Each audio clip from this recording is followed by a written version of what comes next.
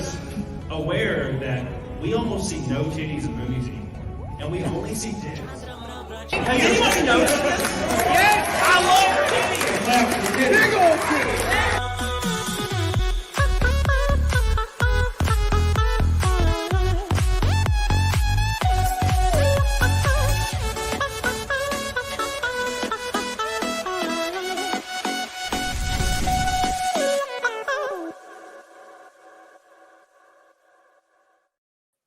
What's up, you big old bitches? We're finally back. Look, I know I'm late, but there was a reason for it. It's because I was too busy talking in the pre-show.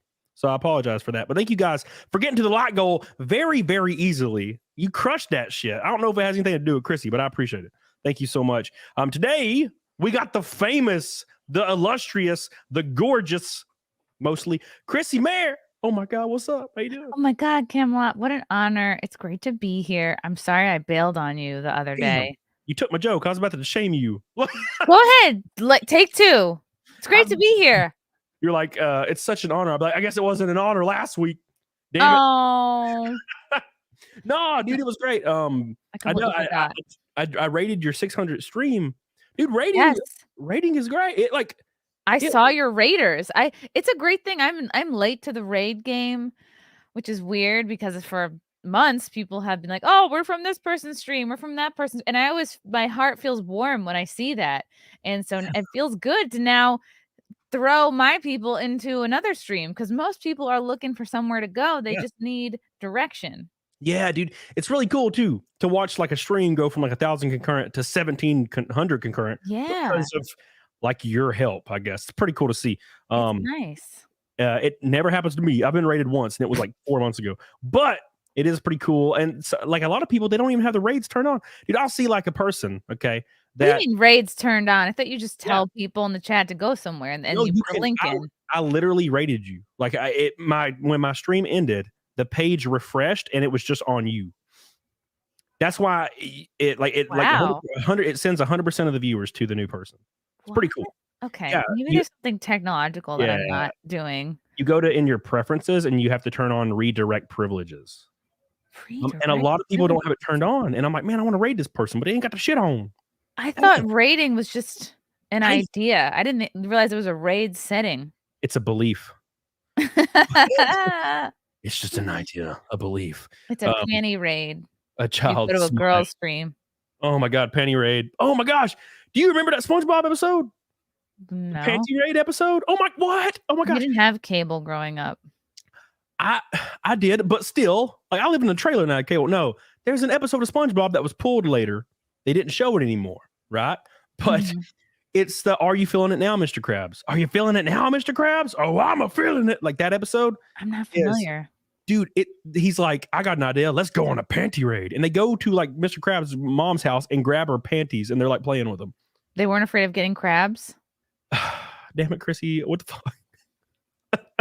And you're touring off of this shit. Wow. Okay. I'm not going up on stage and saying SpongeBob SquarePants puns. No, it's pretty quick though. That was good. Noah Sanders says this opening needs to be featured on YouTube Rewind. I love you. I appreciate you. Shanny with the ducks said, coming to say hi.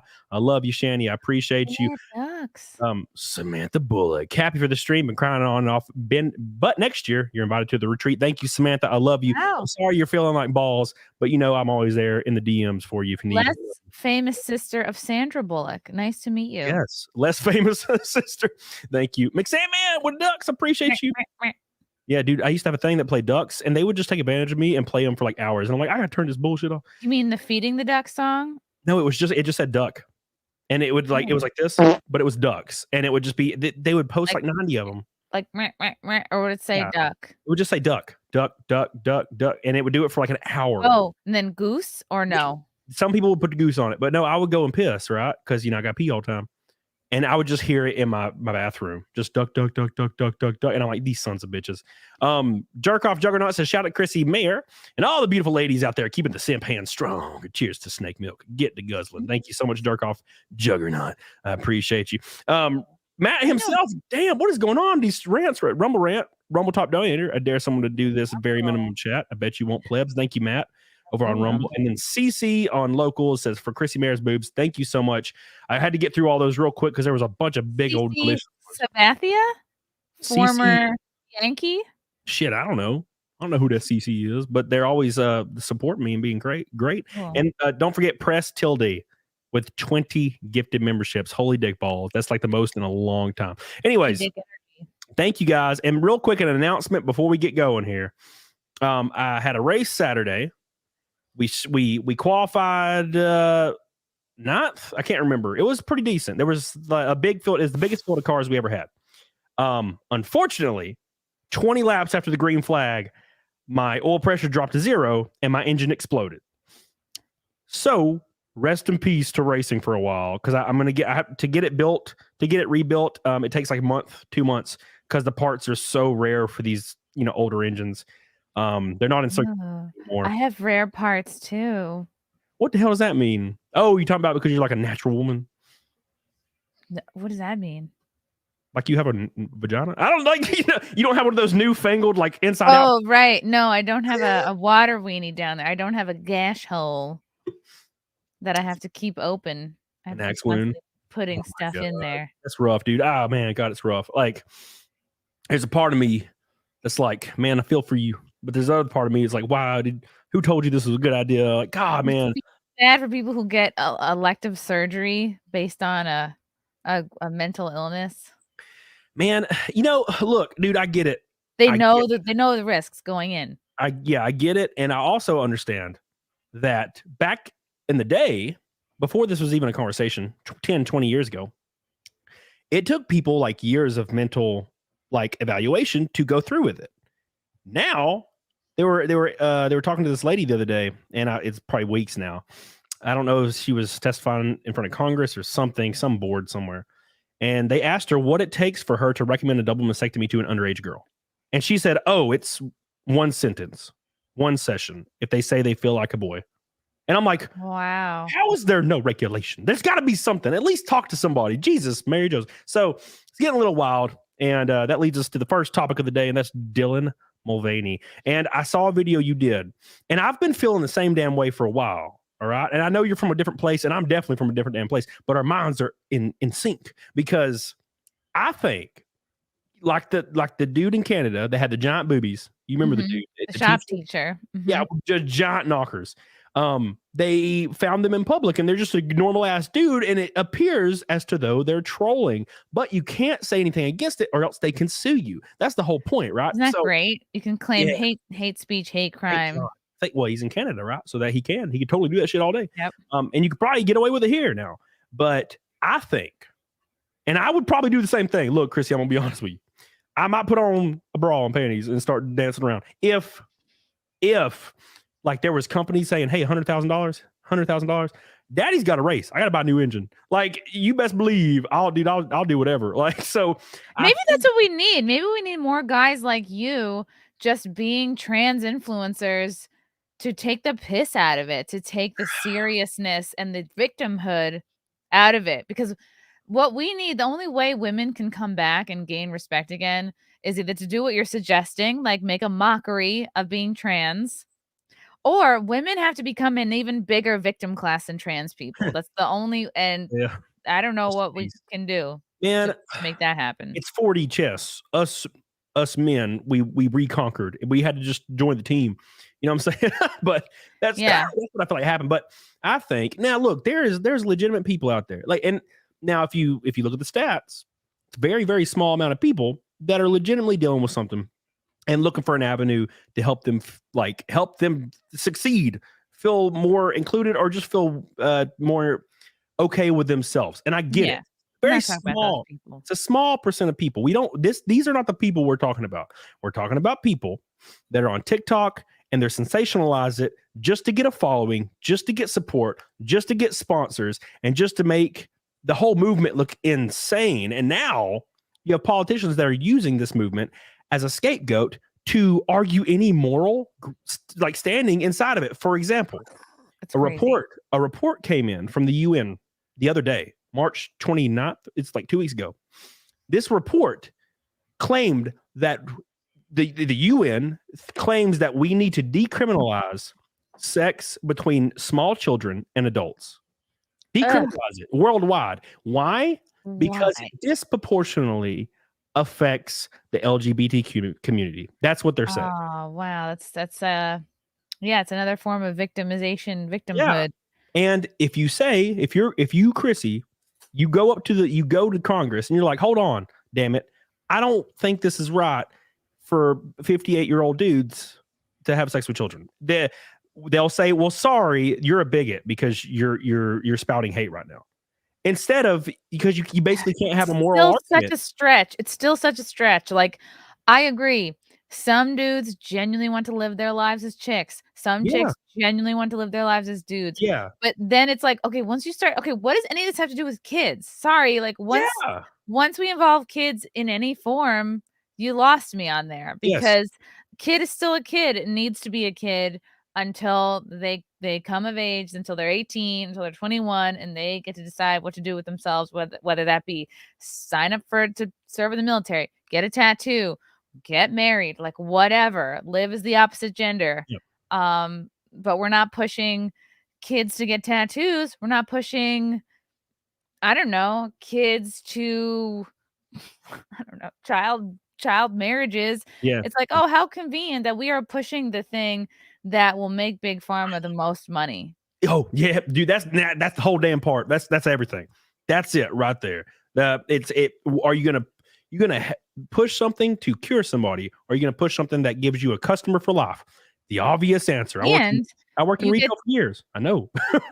And once you consider the kid to be adult enough to make permanent lifelong decisions and surgeries about their body, well, now it's not as much of a big a stretch. It's like, well, they're adult enough to change their body. And by the way, spend their fucking parents' money. Okay. Yeah. They're not getting their own they're not getting their own job, working hard, saving up all their money, and then spending that money getting their tits off, growing a dick on their arm, whatever. No, it's like they have to borrow from mom and dad, which I don't respect. If you want to transition, you go work your ass off and save up for that. Okay. You can't have a quinceanera and a sweet 16 and transition. That's ridiculous. These kids get everything these days. Anyway, they get all of it. They're getting all of it. Get it all. You got to save up, pay for your own transition. That's the only way I'll respect you. I play with Barbies, Chrissy. Wait till you're 18. I remember when I was 9. But Chrissy. here's my point: is that once kids are considered adult enough to make these lifelong surgery transition decisions, well, then it's not as much of a jump to consider them adult enough to have sex with adults. Exactly. That's where it's heading. It has to. That's the last frontier, in my opinion. But look, this is what happens. Shame is very important. This is what's going on. We need shame. So when I was 9, I picked up a Barbie doll, and now granted, I did some badass shit with them. I'd like fight them and shit, but I still had a Barbie doll in my hand. And when my father, my manly ass father with giant muscles, when he saw I had the Barbie, he slapped me around a little. And that taught me that Barbies were a no-go. All right. That was it. It was the last time I touched the Barbies. All right. I had the G.I. Joes. I would take their clothes off and make them smash pissers. I didn't need the Barbies for that anymore. Smash pissers. Yeah. So that's how it was fixed. And it was shame. Shame's very important. We don't talk about this enough, man. Shame. Mm-hmm. Like, for example, you said that most people are okay with stuff. The majority of people want to be left alone. Dude, live your life. You're an adult. Go have fun.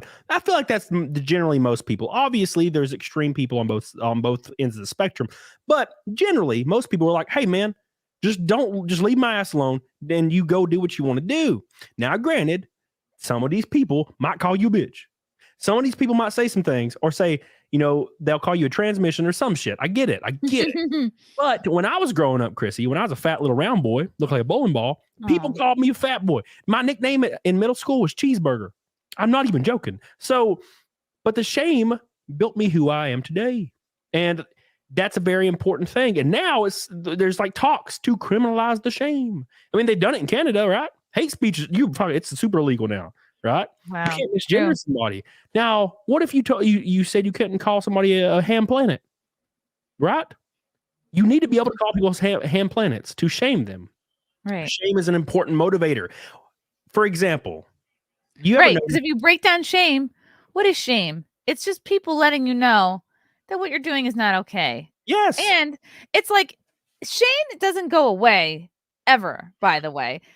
it's like if you don't shame somebody on a surfacey societal level, that shame is just getting delayed. Like if you don't shame a kid into losing weight, they will be a fat adult. And guess what? Guess what? Being a fat adult is full of more shame and rejection, and you're gonna have trouble finding a mate and a whole host of other health problems. So it's like you're just delaying your hardship till later in life. You're letting someone off the hook now, but it's gonna be harder later. Just like your dad was like, I'm gonna shame you for picking up that Barbie, because if I don't shame you now, guess what? A grown-ass woman maybe you're trying to date in high school is gonna be like, what are you doing with that Barbie? Yeah. And that girl's gonna tell everybody in school what a weirdo you are. And guess what? You're getting shamed no matter what. So your dad was trying to save you from somebody else blowing Exactly. up your spot. That was the whole point. He saw me and he's like, dude, I don't want anybody seeing this kid gonna kick your ass. That's the whole point. Let's put a hypothetical out there. Okay, now it is illegal to shame anybody for any reason in the US. Big hypothetical. What happens when you're 34 and you grew up in this environment and you go to Turkey and then you're walking down the street and somebody's like, what the fuck is that? You're gonna start crying and melt and pass out? What the hell? You need that shit. You need to have a little bit of thick skin to survive in this brutal ass world, especially if you walk out of your freaking city. Because as soon as you go anywhere, you're gonna encounter some shit. All right, dude. I was at the gas station the other day getting some gas. And I pulled into the gas station. It's a one lane. I pulled in and a guy was just coming down the one lane at me. So I had to like turn. I was in my big ass truck. So I turned and went on the grass and passed him and then went to my pump. And the road is like 30 feet away from the pump. So he's sitting there at the intersection and I like wave at him from my pump and he looks at me and he rolls his window down. I'm like, hey man, it's a one way, you know, and I was just being, hey, it's one way. And he was like, suck my dick. And I just started laughing. But what if I was sensitive and a bitch and my dad didn't beat me? I'd have probably been like, start crying and try to see somebody. You know what I'm saying? So you're one of those, then you end up on a video, like a Karen meltdown video. And then it's like, ugh. Yeah. And then for some reason you start saying the N-word. I don't know why they always do that. And just because fat acceptance is tolerated on a commercial level or like a false cultural level, no, that doesn't mean that people are more attracted to fatties. That will never change. Who people want to fuck and what people want to laugh at will never change, no matter how woke or evolved modern society gets. You can't fight biology. You can't fight the moonlight. You can't fight what you find funny. Yep. That is something that doesn't change. So it's like, all right, in polite society, we go, oh, okay. But meanwhile, it's like, no one's going to fuck them. Oh, okay. It's like, but I'm still going to laugh at the racist joke. I'm still going to laugh at the sexist joke. Sorry, you're not going to coach that out of me. It's biology. Like when you see a dude got a hairy chest, hairy stomach, it's got a little bit of that ab form, the sidelines. He's kind of a thick ass dude, got big arms, big shoulders, big traps, got a big old fat beard on him, and he's like 6 foot tall, and he's like, "Hey girl, what's up?" And like, like whatever you want is up. Because you may see it, and you're like, "Dude, I'm dripping right now like a faucet." But in your subconscious, in your monkey brain, you're like, he would father some great ass young, and he would raise them and make sure I don't die. That's the whole point, right? And for men, you see a woman that's got a tight body, She's laid back. You see her wide ass hips, her fat ass. She can birth some babies out the canal, shoot them out like a rocket against the wall, and she's gonna be able to take care of them bitches. And that's the whole point. You see a 400-pound woman, right away, biology is screaming in your head, bro. She can't take care of herself. Get the fuck away from this giant. Like, I don't know. Is she pregnant now? I can't even tell. I don't know what's going on in there. No, thank you. So yeah, it's biology, man. Look, I get it. There's 1 or 2 dudes out of 100 that are into the big chicks. I don't understand it, but I get it. But dude, every time I see a magazine, the feeder men, they go, pick a different flap every day of the week. It's fuck a flap Friday. Fuck a flap. Oh my god, dude! I tell you what, man. Every time I see like Sports Illustrated or Maxim magazine, and there's like a 400-pound lady on it in a bikini, I just want to die. The best. I used to work at a publishing company, one of the bigger ones. And I'll never forget, I worked on a floor with like some of the older executives, and there was an older, he was retired, but he was like head magazine guy, but he was like in his 80s. And this cover of this major magazine came out. I think it was Ashley Graham. She's like a plus. Remember, she was like the first plus size model. Now they just let any fat fuck on the cover. But I remember this magazine cover came out and he was like, that's not going to sell. Like, she's too big. Sorry. And like this old guy, this OG magazine guy was just straight up saying to the office, like, that shit would have never flown when I was in charge. Yeah. And he's just honest about it. Yeah, dude. I remember seeing plus size models. Okay. I remember seeing them 15 years ago. And it was like breaking the glass ceiling. And it was like plus size model. And this bitch was like 140 pounds and looked pretty good. I was like, damn, she's like 140 is plus size. Yeah, she was pretty slick. I was like, damn, I would definitely dump a load in that bitch. But now plus size, I guess they should put more pluses on it. Maybe like plus, because 380 pounds, they're like rolls. They got all the cellulite on their rolls. And they got freaking, what is it called? What is that condition called when they got big cellulitis? No, just big giant balls, like just on their fat rolls. Elephantitis? No, no. What is it called? Somebody in the chat. What is that called? When they have it's like a lymphedema, something like that. Lymphedema. Yeah, you know whose voice I hear when I hear of lymphedema? I hear of that 600-pound life doctor. Yeah, lymphedema, like his scratchety old man doctor voice. I just don't lose weight, and he's like, you don't lose weight because you eat too much. You obviously and there's so much cope, especially on Twitter or just any social media. Like, oh, what if someone has a thyroid condition? They can't lose weight. Bull shit. That like, shit makes me so mad. Starve yourself for 20 hours a day, okay? And tell me if your condition is going to hold you back from that. Well, we're going to cover that in a second. That's a great point. Real quick, before we do, my boy, the Phoenix Sage, stopping to pay respects. Hell yeah. Thank you so much, my beautiful, delicious man. Another one.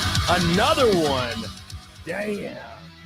Wow. Patrick Power wanted me to bring the music back. Thank you. Stopping in to pay respects. I was still finishing up the last F&T stream while working on my Iron Age project. But it's 10:30 here. New York represent. Have a great stream. Looking forward to listening in the morning. Have a good night. Thank you, Phoenix Sage. You're goated. I love represent. You. You're beautiful. And then let's get Luis Cuevas. Am I saying that right? And we will nature always finds a way. Luis, can't find the moonlight. Was that a Kodo Ugly reference? Coyote Ugly. Can't fight the moonlight. No, you can't fight it. I went to Coyote Ugly recently. Yeah, it was.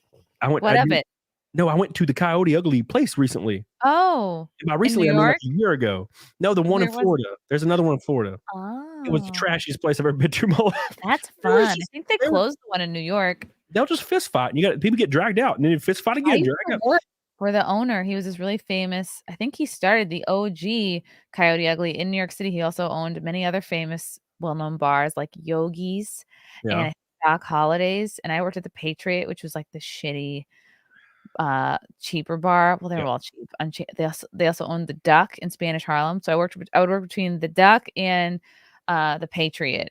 And it was the trashiest, but fun. Like, I'm so glad I had that experience. Like, they would be like, oh, no, those aren't roaches. Those are water bugs. They just crawl up out of the drain. Oh, okay. Then they're the same. That excuse always works. Mm-hmm. Just so much water everywhere. Thank you, Luis Cuevas. You're goated as hell. I love you, dude. 2 orange boys in a row. Yeah. Orange boys. Yeah, the big old delicious orange boys. No, dude, speaking of that, so my point, or what I wanted to cover is, dude, I see that shit all the time. Look, I don't dislike bigger people. People misconstrue this. I don't dislike bigger people at all. I'm hyper aware. Look, you got an issue and you can fix it. You're capable. We all are. And I don't give unwarranted advice. A lot of people do ask for my advice, but every now and then I'll tweet out or retweet or quote tweet something that's obviously wrong. It's like, why it's impossible and should look down upon to lose weight, like stupid articles like that. So I'll quote tweet them and I'll have people in my chat or in my replies. And they're like, you are aware, Camelot, that there's a lot of people that it's impossible for them to actually lose weight. And I'm like, that is bullshit. There are people that have thyroid issues. Yes, I can acknowledge that every day of the week. Very small percentage of people. And what it does is it makes it harder for them to lose weight, not impossible. Now, can we also agree there was people in Auschwitz that probably had thyroid conditions? Did you see one fat motherfucker there? No, they were all skinny. Like, and it was. You see those pictures? It is brutal. It is brutal. Yeah. Like, why is none of them fat? Oh, is it because? Right. Is it because? No, it's because you were too damn lazy to not eat your Twinkies every day. I get it, dude. Yeah. It's what is it? It's routines. I get into it myself, dude. I've been drinking a Monster a day for like 3 years. I can't stop. Also, where were these fat, impossible to lose weight people in like the 70s, in the 50s, 80s, in the 80s even. 80s even. Yeah, look at so this, you know what? I've seen this in my lifetime, Chrissy. So I went to Vegas for the first time in 2010. I was 20 years old. And I've been every year since then. Every year? Every year. I went in February with Nick Ricada. We got a suite together. It was great.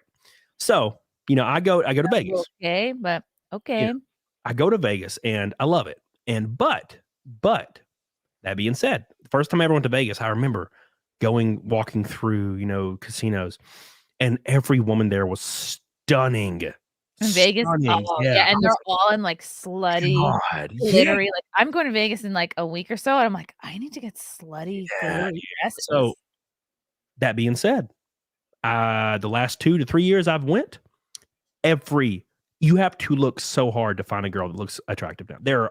Every one of them's obese now. Every one of them's obese. And I'm like, God damn. Wow.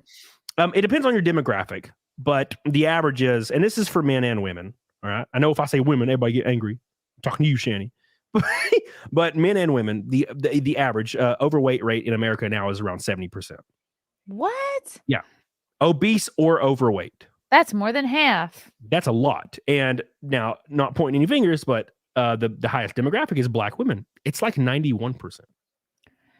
Now, some people would say that is a racial thing. They can't help it. I think they're too good at making food.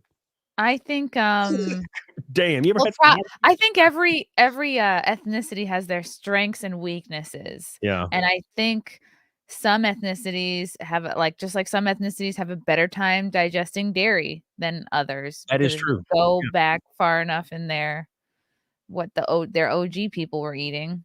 But it's also your job as an adult to like figure out what your body doesn't react kindly to and then eliminate it. Dude, it's because you ever went to a hole in the wall, and it's like a hole in the wall, terrible neighborhood barbecue joint, and there's just a black guy that's working behind a thing with a rag over his shoulder. He's like, "What y'all want?" And you go in there and you get some freaking pulled pork from that son of a bitch, and you're like, "I can't believe this is so good." It's so good, and I'm like, I understand. Like, dude, yeah, but you shouldn't be eating. I know this is gonna sound very.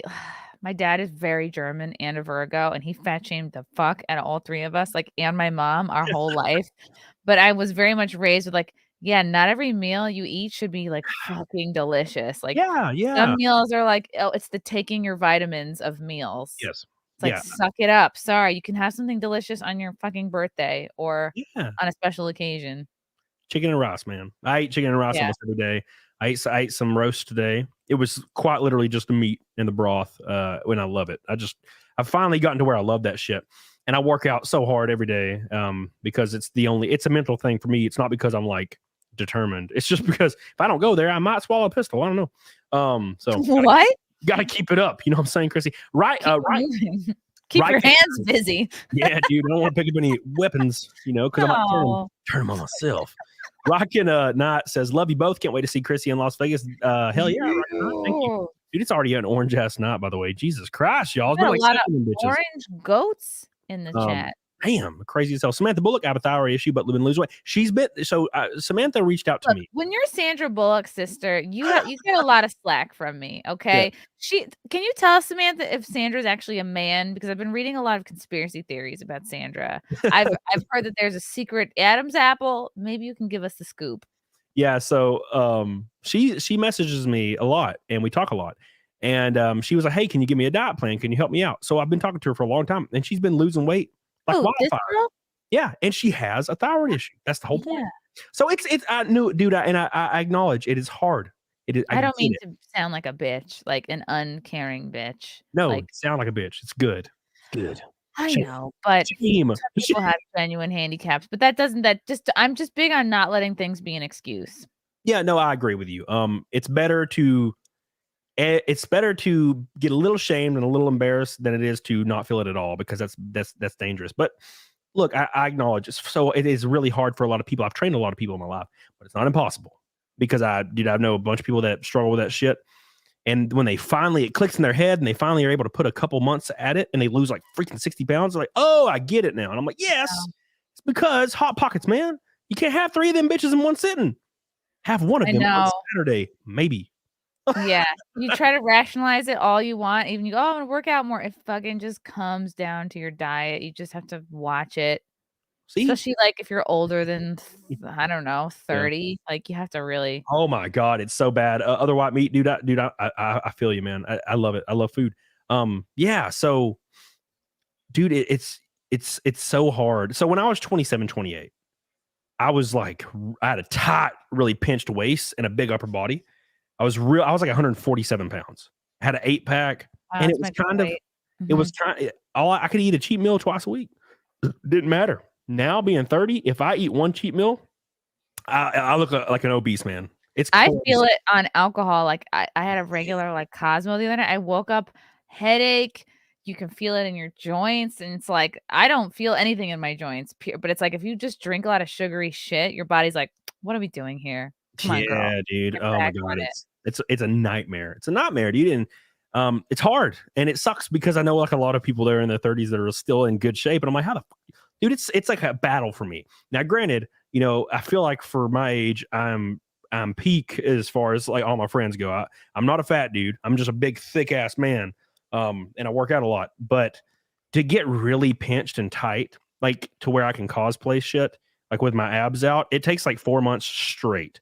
4 months straight to get my draw them on, right? Rough. No, dude. I should probably start doing that. Contour. Make it a little bit easier on myself. Chan says, I love everything you do along with the beautiful guest you bring on. You simp. Could you do me a favor and wish my friend Lauren a happy birthday? It's actually tomorrow. Thank you so much, Beach. Happy birthday, Lauren. I don't know how old you are, but I hope it's not in your 30s because that sucks. Yeah. Thank you, Chan. Lauren, you don't look a day over 25. You don't look a day over 31. All cranky. It's literally physically impossible to be incapable of losing weight. Well, yeah, like it is. It's just, I feel like people hear anybody can lose weight and they're like, well, not me, because it takes way more. Yeah, you can't lose weight if you don't examine your patterns, if you don't change anything. Yeah, then it can seem impossible. It does, and it definitely does. I remember I was part of that group, Al Cranky. By the way, Al Cranky, I love you. I was part of that group when I was overweight. I just thought it was my genetics. I was like, I guess it's just my genetics. Yeah, I was fat too. I was really fat in college. Yeah. And by fat, I mean like 152 pounds. But like if you're 5'2", 5'3", that's like you might as well be Lizzo. Yeah, dude. And so I was overweight. I was 280-ish when I was 16, 15. And I was a big dude, I wasn't even as tall as I am now when I was 16. I was like 5'6". I still haven't like hit the last mark. And I was a butterball. And I remember I was about to turn 17, or I did turn 17. And now it's kind of my parents' fault. I love my parents though. I got great parents, but they gave me Coke and Pepsi. They would just stock the fridge with Cokes and Pepsis. And I would drink like 10 to 12 a day. Fuck? Yeah. That's child abuse. That's crazy, isn't it? So I stopped drinking it eventually. I remember standing in the kitchen and I had a Coke in my hand and I was like, you know what?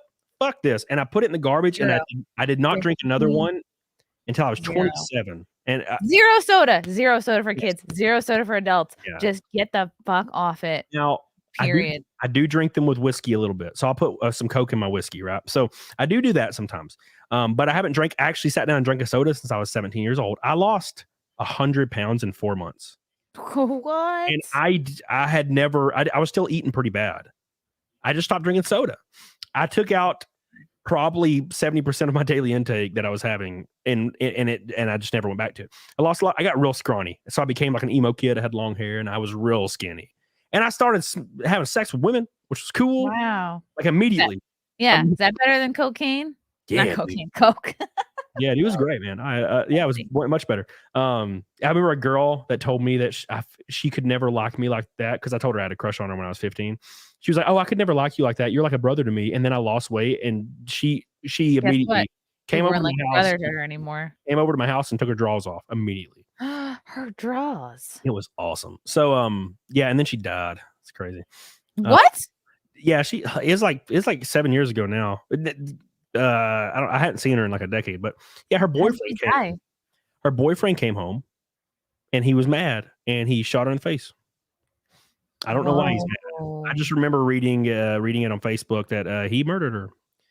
So I was like, God damn, Jesus Christ. Oh, I'm sorry. Alakaski says, can you convince Chrissy to come to Nashville in September? I will be there.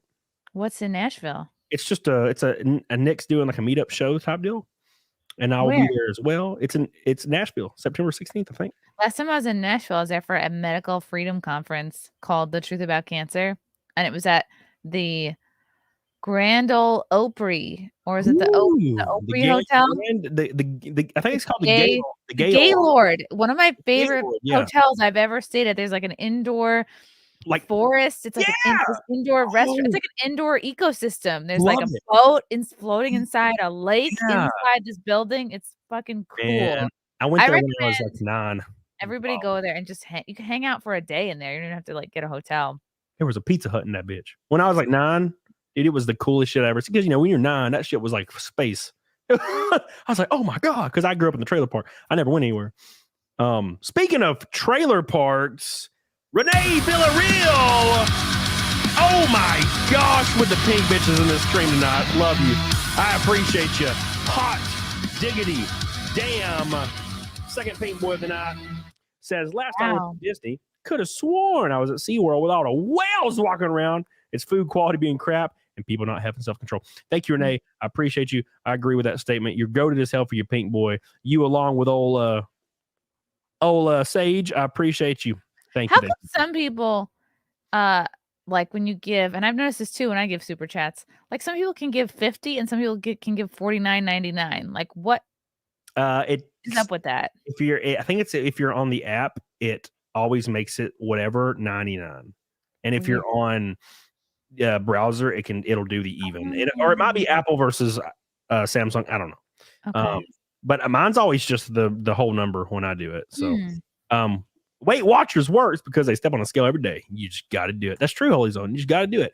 Weight Watchers is funny. I did that years ago. My friend was a leader, and you have all these women like, I drank a gallon of soda. There's 0 points because it's diet soda. And I had a garbage bag full of popcorn, and that's only 2 points. And I was like, are we really living like this, ladies?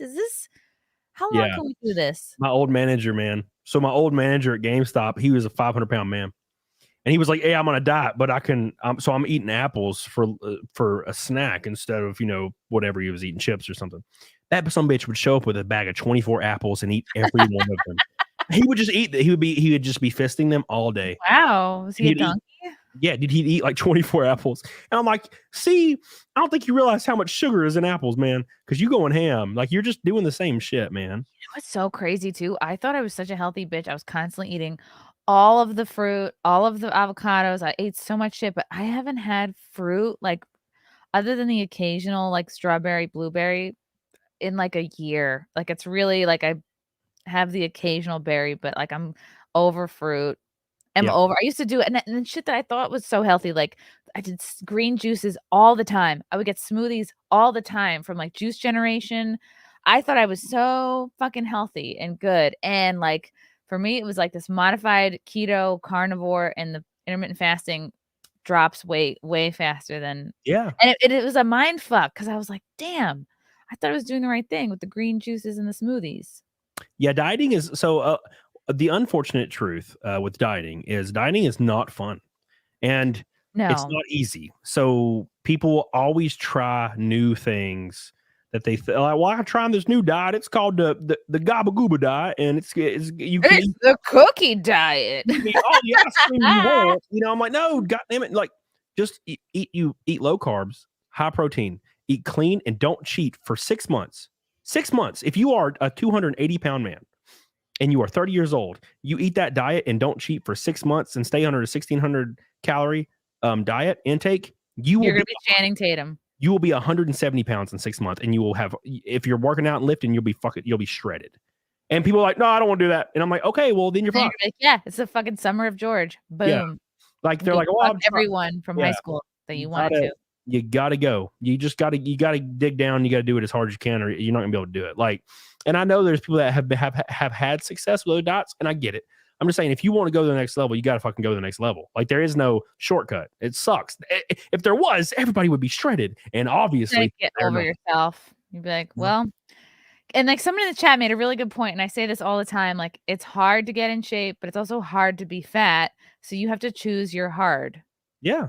And all right. Well, what's going to be worth it? It's depressing too. It's depressing to be big because it hurts everything. It hurts yourself. It hurts your image of yourself. To put on, you can't find an outfit to wear because you feel fat and everything. It's the worst fucking feeling. And I get it, and I hate feeling that way. And I don't know. It's hard to say, because it's really hard to talk about too, because people think you're being mean or hateful. And I'm like, dude, I'm not. I generally would love it if everybody was capable of understanding what I know. And it's not. It's some people, they just don't know. I didn't know when I started doing this shit. I had no idea, but I accidentally stumbled on my diet. And I accidentally somehow had the willpower to do it for 8 months straight. And I got shredded. And I was like, oh, shit. And so I just did this diet every year. And I lose 30 pounds every year when I cut, which is bulking. So I'll tell people, this is how you do it. And they're like, well, I want to be able to do all these things. And I'm like, you can't cheat. You Once you start seeing a little bit of results quickly, then that motivates you to keep going. Yeah. And but they also fall under the 3-week rule. So in the first 3 weeks, you're going to lose about 15 pounds of water weight. And then you're not going to lose anything else to about 2 months in, because your body's going to be adjusting to all that, because it's going to wait for those calories and that sugar. It's waiting, and it's patiently waiting. But after about 2 months, your body's like, like, come on, I know you're a fat fuck. Yeah. There's got to be ice cream coming in soon. I'm just going to hold out. Yeah. And then that 2 month mark, it starts getting in Auschwitz mode, is what I call it. And your body's like, well, I guess I'm never eating again, so I better start burning this fat for fuel. And you'll what are we on a train? Where are we going? Yeah. And is it getting hot? Does it feel hot in here? Why do I hear people speaking German outside? No, like, that's the thing. And you start getting energy, because you'll be real tired for like 3 to 4 weeks. Auschwitz workout, like Auschwitz.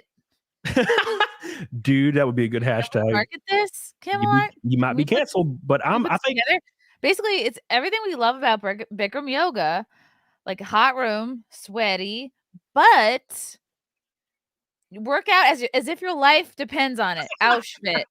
Auschwitz. Oh my God. Oh Jesus. Mario Trujillo says, I have pretty bad scoliosis. I'm 4'9", 10 at 170, but according to my doctor, it's muscle. Genetics do play a part, but Buck will always end with you. Dude, that is a very atypical like build. So it's kind of different. I mean, obviously the same rules apply, but 4'9", 4'10", yeah, that's 170. God, what would that be? That would probably be equivalent to me being like 260, 250. So it's hard to say. It's hard to say, but yeah, you're right. The Buck does. It always ends with you. Speaking of Buck ending with your ass, Disco Cobra coming in strong with his penis in his hand. Thank you so much, my beautiful, beautiful friend. Hot. It's third one of the night.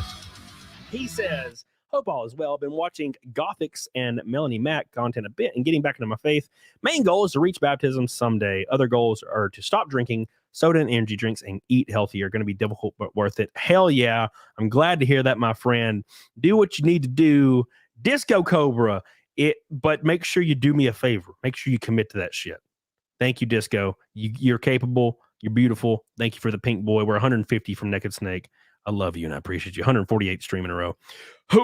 Oh my gosh. I got the burpees because I drank a Monster. But yes, anyways, let's move on for dieting. I don't want to piss anybody off. Matt himself on Rumbles says he's the only Rumble rant tonight with 2 of them bitches. He says, I hear the term. What are the macros of this? Can you explain this in a 60-second synopsis? Macros are the things that, in layman's terms, I guess, are the things that you would look at in nutrition, like on the nutrition facts. So my macros when I'm cutting is 240 protein. Okay. that is the amount of protein I want to take in a day. Okay. So if you see something that has good protein macros, it'll have like 35 grams of protein. I take in 35 grams of fat, the fat macro. So I look at things that will meet that macro a day. Oh, it's only got 7 grams of fat. That'll keep me under my allotted fat. Same thing with, and that's for everything: protein, fat, carbs, all that shit. And if you see something that has low carbs, if I'm on my diet, it has low carbs, low to mid fats and extremely high protein, it's clean, it's good macros. That's basically what it means. Protein, carbs, and fats is. And speaking of protein, carbs, and fats, oh my God, Casey, look at this. I bet Chris is getting tired of this shit. Never. I'll never I've get been tired loving of this this. show. Thank you so much. I appreciate you. I don't know what the hell's going on with these pink boys. I love you, Casey. Thank you so much. In honor of you, I'm going to pop up on my first White Claw of the night. I only have 2 in my fridge, so pop up on this one. And we will be going to locals after this. I know I haven't done a post show because of the racing lately, but I will be doing a post show tonight. So make sure if I tweet this, is my account going to be terminated? Auschwitz? Thinking of creating a Holocaust-style workout called Auschwitz. Workout as if your life depends on it. Oh. Is that too much? No, it may be, but I love it. God, I love it. Could I get my Twitter deleted over that? I don't think so. What is so spicy about that? The word Holocaust, Auschwitz? That's not even a real word. Maybe. I think I'm going to do it. If it was me, I might remove just the Holocaust word. But maybe I don't know. Then what do I put? Putting a concentration camp style workout called Auschwitz. Do that. Yeah. Holocaust. Yeah, because I don't know, the word Holocaust, it just feels very painful. Thinking of creating a concentration camp style workout called Auschwitz. Workout as if your life depends on it. Damn, that's pretty spicy. Is that too spicy? Train. Something that train as if your life depends on it. God. Train, right? My God. The trains are always on time. Oh, that's even worse. Wait, okay, does this sound better? Train as if your life depends on it, or work out as if your life depends on it? Train is definitely better. I mean, in the context. It's train. Yeah, it's good. It's great. It's great. It's a great tweet. I don't know if I do it, but it's funny. Well, funny. We're operating on different levels here. It's Camelot, funny in terms of tweets. I can't lie to you and say it's not funny. Look, I thought we have CrossFit. Yeah. Auschwitz. Oh my God! Thank you, Casey. I love you. The people that brought you CrossFit. Yeah, they say that. That's good. If CrossFit isn't hard enough for you, let's turn it up a notch. Oh my God, this is amazing. It's a spicy joke that a lot of people might get pissed off, but it's a good one. Look, I will recognize when a joke is good. It's going out into the internet. Might be fucked up. It's good. I can acknowledge both. If it's my last tweet, at least I'm going out on a high mark. I will retweet it. You think CrossFit will sue me? All right, I can't attach CrossFit to this endeavor. Maybe my friends at F45 are interested. Oh, it's hilarious. All right. Orange Fitness. Orange Thank you, Casey, real quick. Did we hit the like goal again? Jesus Christ, y'all. Chill out for a second. Let's go to 800 likes then. Jesus, boys. We got almost 1,000 people watching. Make sure you with gas. What was it? Do you struggle with gas? Oh my God. All right. We got damn, that's rough. Ooh, God damn, this is amazing. All right. God, I love the people in my locals chat just posting some fucked up pictures too. All right, boys. No, everybody in the chat, stop fucking giving suggestions. I'm gonna get deleted. Look at this. Keep coming. More suggestions. Make sure you skip the showers. Yeah. Yeah, you guys get it. Okay. Oh my God. All right, tweet it. I'll retweet it. Thank you. Okay. So, Casey, I love you. By the way, we are $100 even from Naked Snake. I appreciate that, guys. And also Outlaw 2 on oh no. Okay, I'm sorry to interrupt, but somebody on my Twitter feed already responded. The final solution to weight loss. Oh, I'm liking that. God. Dude, I have the best Twitter followers. Oh my God, this is rough. Ooh, that's funny. Outlaw 2 says shaming is someone caring enough to want to see you better. Come join the best of the best chat at Camelot331s at locals.com. Thank you. Or Camelot331.locals.com and not letting this message be sent via super chat. Thank you, Outlaw 2. I appreciate you. I'm crying. Yeah, a lot of people are thinking it's funny, and I agree. Some people might be spiced, but hey, dude, if any joke spices you, If it makes somebody lose weight who's been struggling with it, like then the Holocaust happened for a reason, you know? Oh, yes. If we can turn these lemons into lemonade. Turn these lemons into lemonade. Okay. Hold on. Where the hell is it? Did you already get banned? Was it that fast? Uh-oh. Can't find it. God, hold on, Oh Chris. no, maybe it's being deranked. No, it's there. Okay, I'm finding it. All right, The comments are flowing through it. I'm just gonna retweet it and then not look at it anymore. Ooh, All let's see what happens. All right. Anyways, look, dude, Matt, your tattoo looks awesome, by the way. The Holocaust chat's a slippery slope. Yeah, you see, this is what happens. You want the people on the stream say it, and they laugh, and then the chat's like, "Oh, Yeah. we got the green light, let's go!" And I'm like, "No, what do you burn all the calories and more? Burn every last calorie."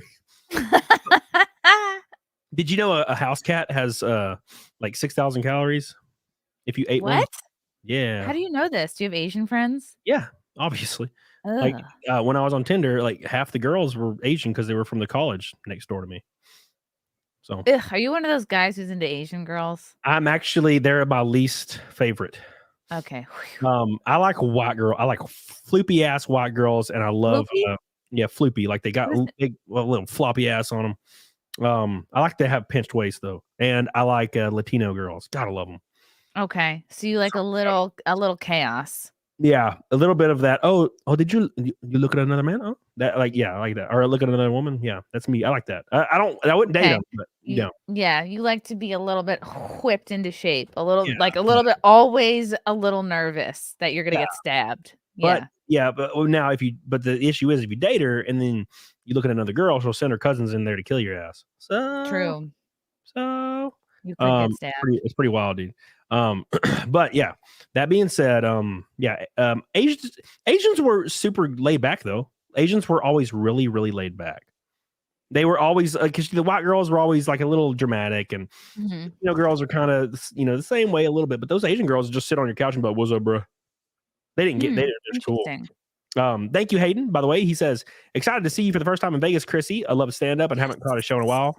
Camelot, you were an awesome guest on Side Scrollers. Hey, thank you, man. I'm glad you saw that. Alec Baldwin's finger. Looking forward to everybody wants to see you in Vegas. Hot diggity damn. Fuck yeah. They think they got a shot. Captain Jeff says, laugh and grow fat. Thank you. From something? Metal Gear Solid 2.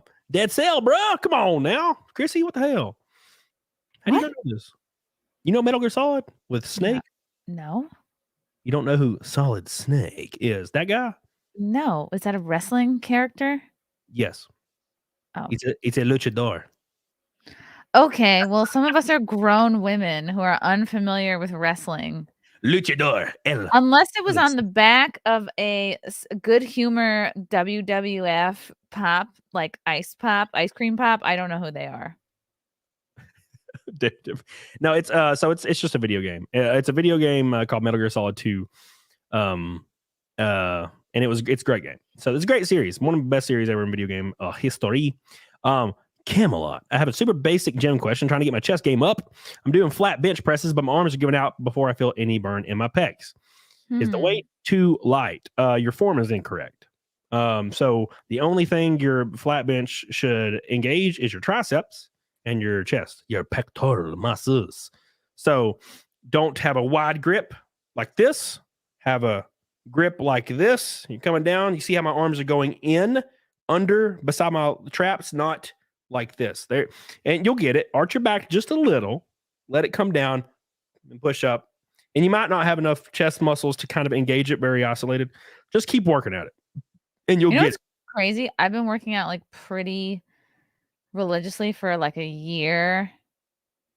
I mean, I've worked out for many different periods of my life, but like really specifically. And I only just in the last 2 months figured out how to do actual real push-ups, like with good form. I had been doing like bitch ass shitty push-ups, and like I finally saw a video of it. I was like, oh, that's what I'm doing. I look retarded.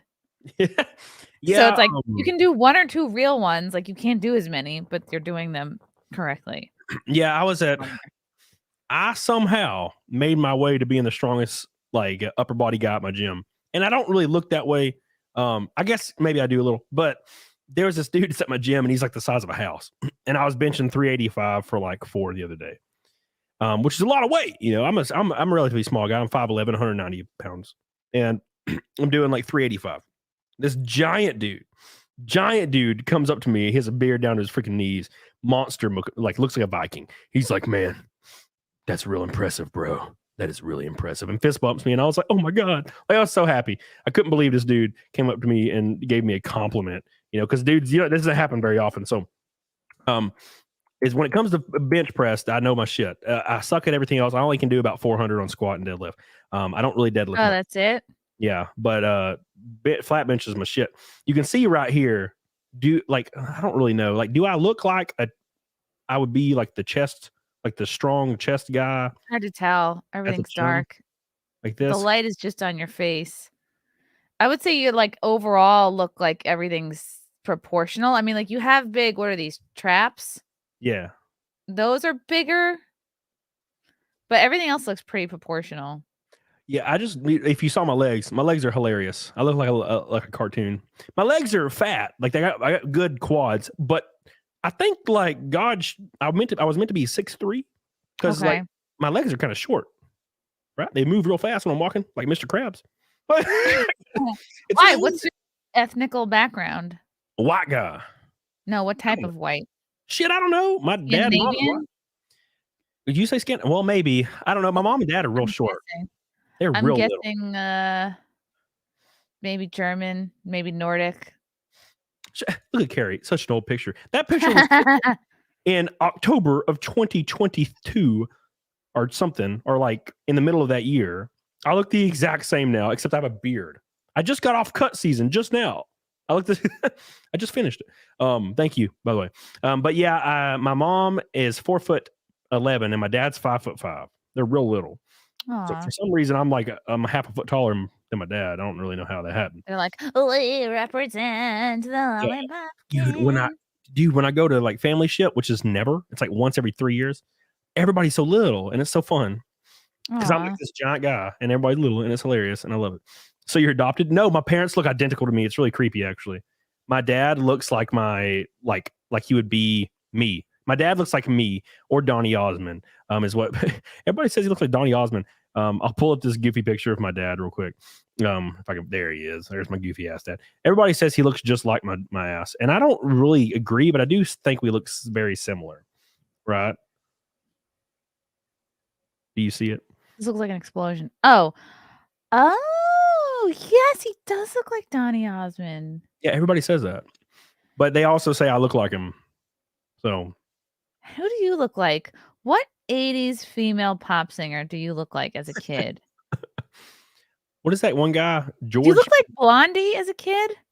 Oh, I see. You're talking about me right there. Yeah, Blondie. No, who's the other one? Girls Just Want to Have Fun. What's her name?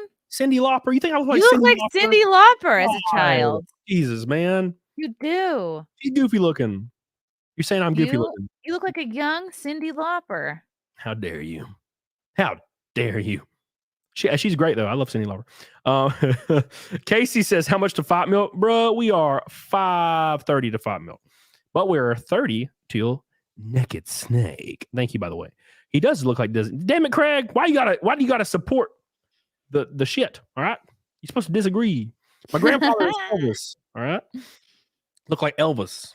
It's the unofficial truth. So here's the story, Chrissy. I wish I had more pictures of my mom when she was young.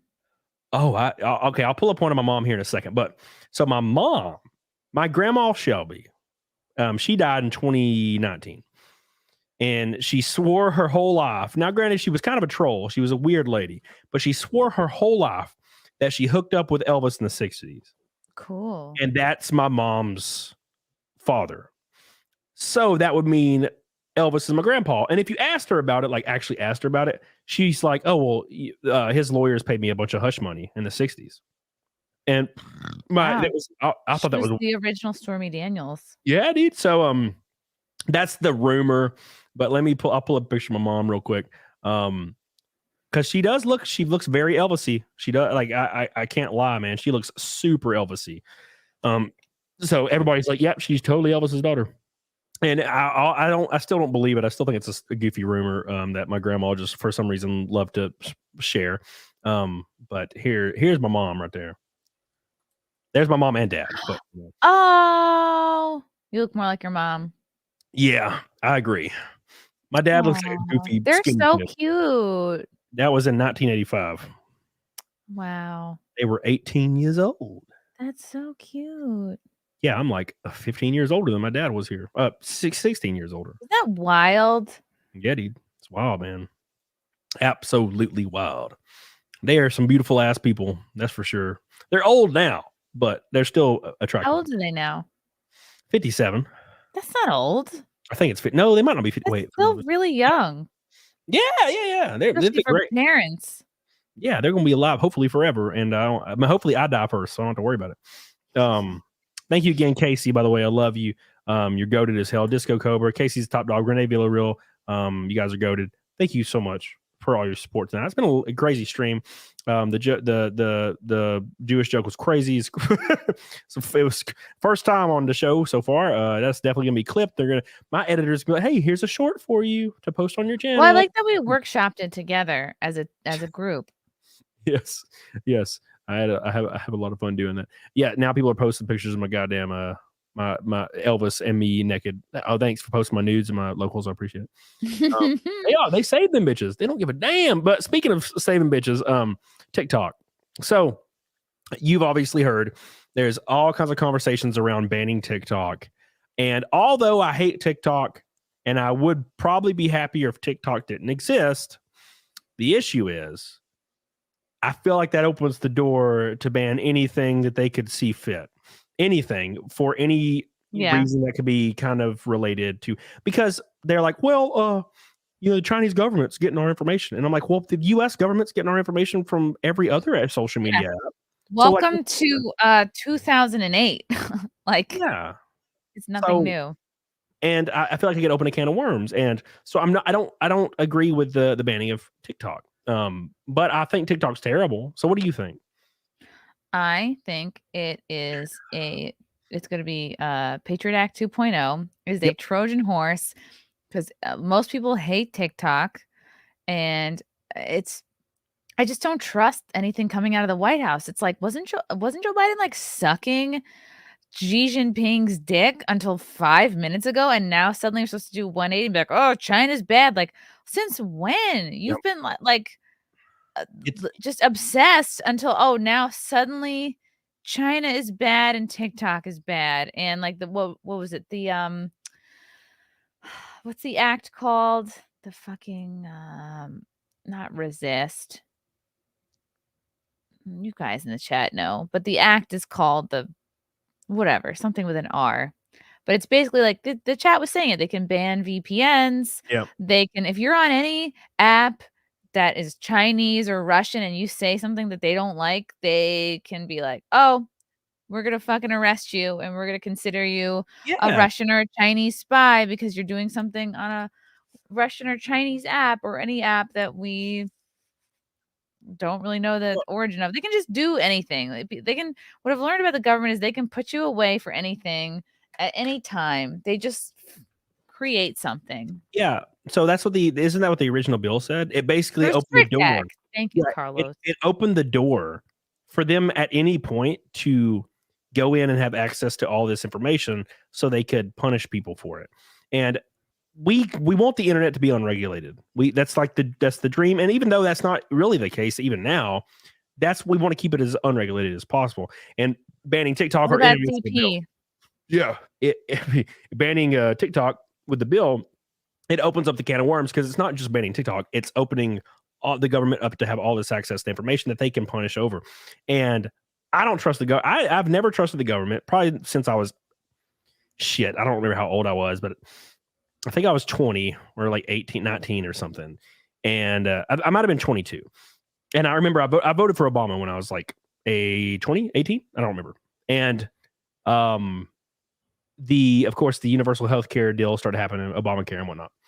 And I remember my healthcare premium went from $38 a month to like $280 overnight. It was like, hey, just a warning. your healthcare premium will be increasing from this to this. Here is how you cancel if you want to I cancel that shit immediately.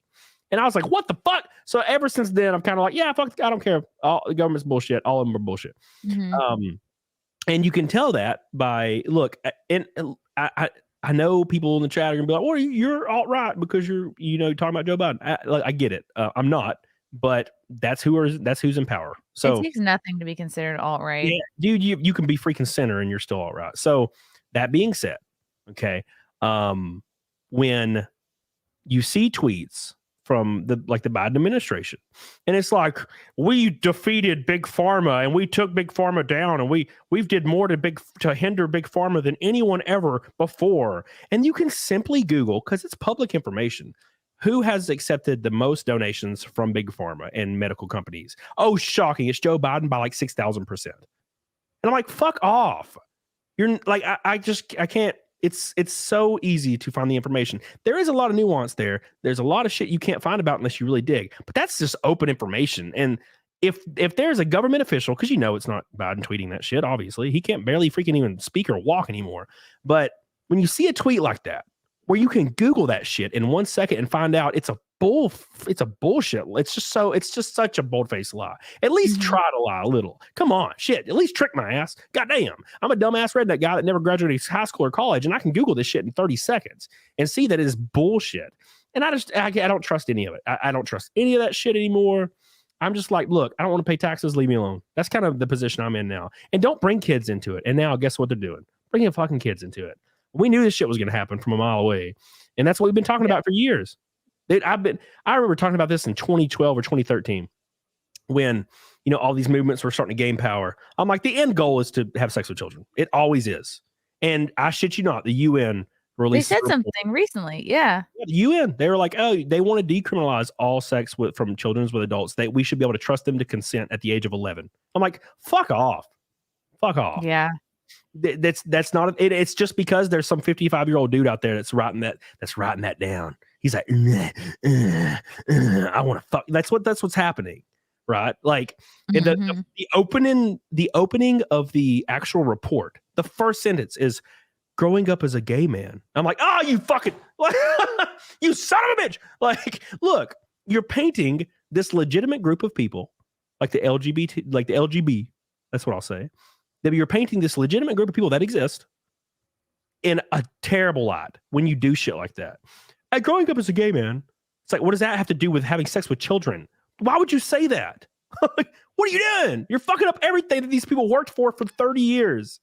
These people that just wanted to get married, just wanted to live their lives. And you're making them look like fucking gross. Yeah, because what happens, right? I understand. You understand. It's not enough to just be regular gay. Yeah, like you and me understand that it's a small minority of people. But all it takes to the normal populace, because most people are dumb as fuck, all it takes for the normal populace is one person being like, I'm gay, and also we should decriminalize sex with children. And they're like, oh shit. And then they paint everybody in that group as that lie. And it's only hurting that movement even more. And Dylan McVolney or whatever, Mulvaney, another person that is getting paid, going and visiting the president, doing all this shit, and they're LARPing.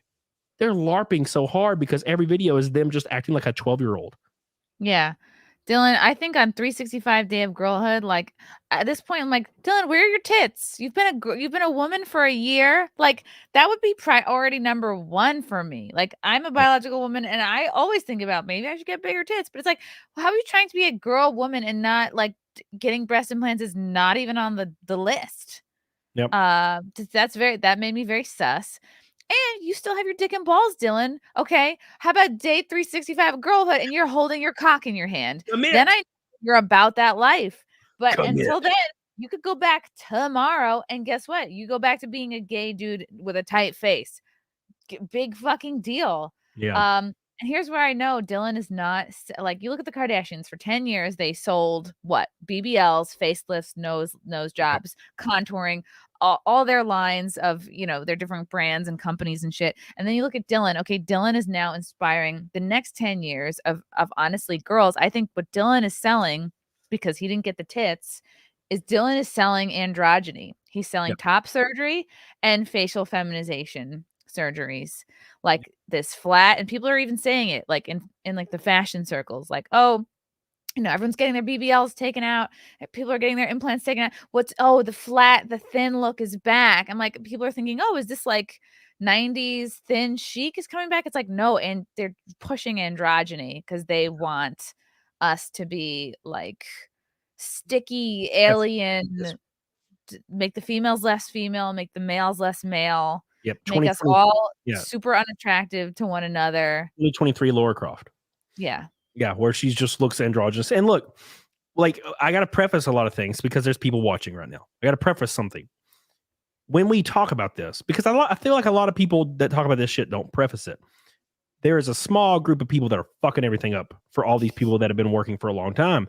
But when people hear CHRISSIE say, Dylan Mulvaney, when they hear me say, you shouldn't bring children into this, they immediately think, you hate trans people, bigot. And I'm like, that couldn't be further from the truth. I've never had a problem with this shit. I grew up super socially liberal. Apparently, now I'm not, I guess, because I just think the same way I've always thought.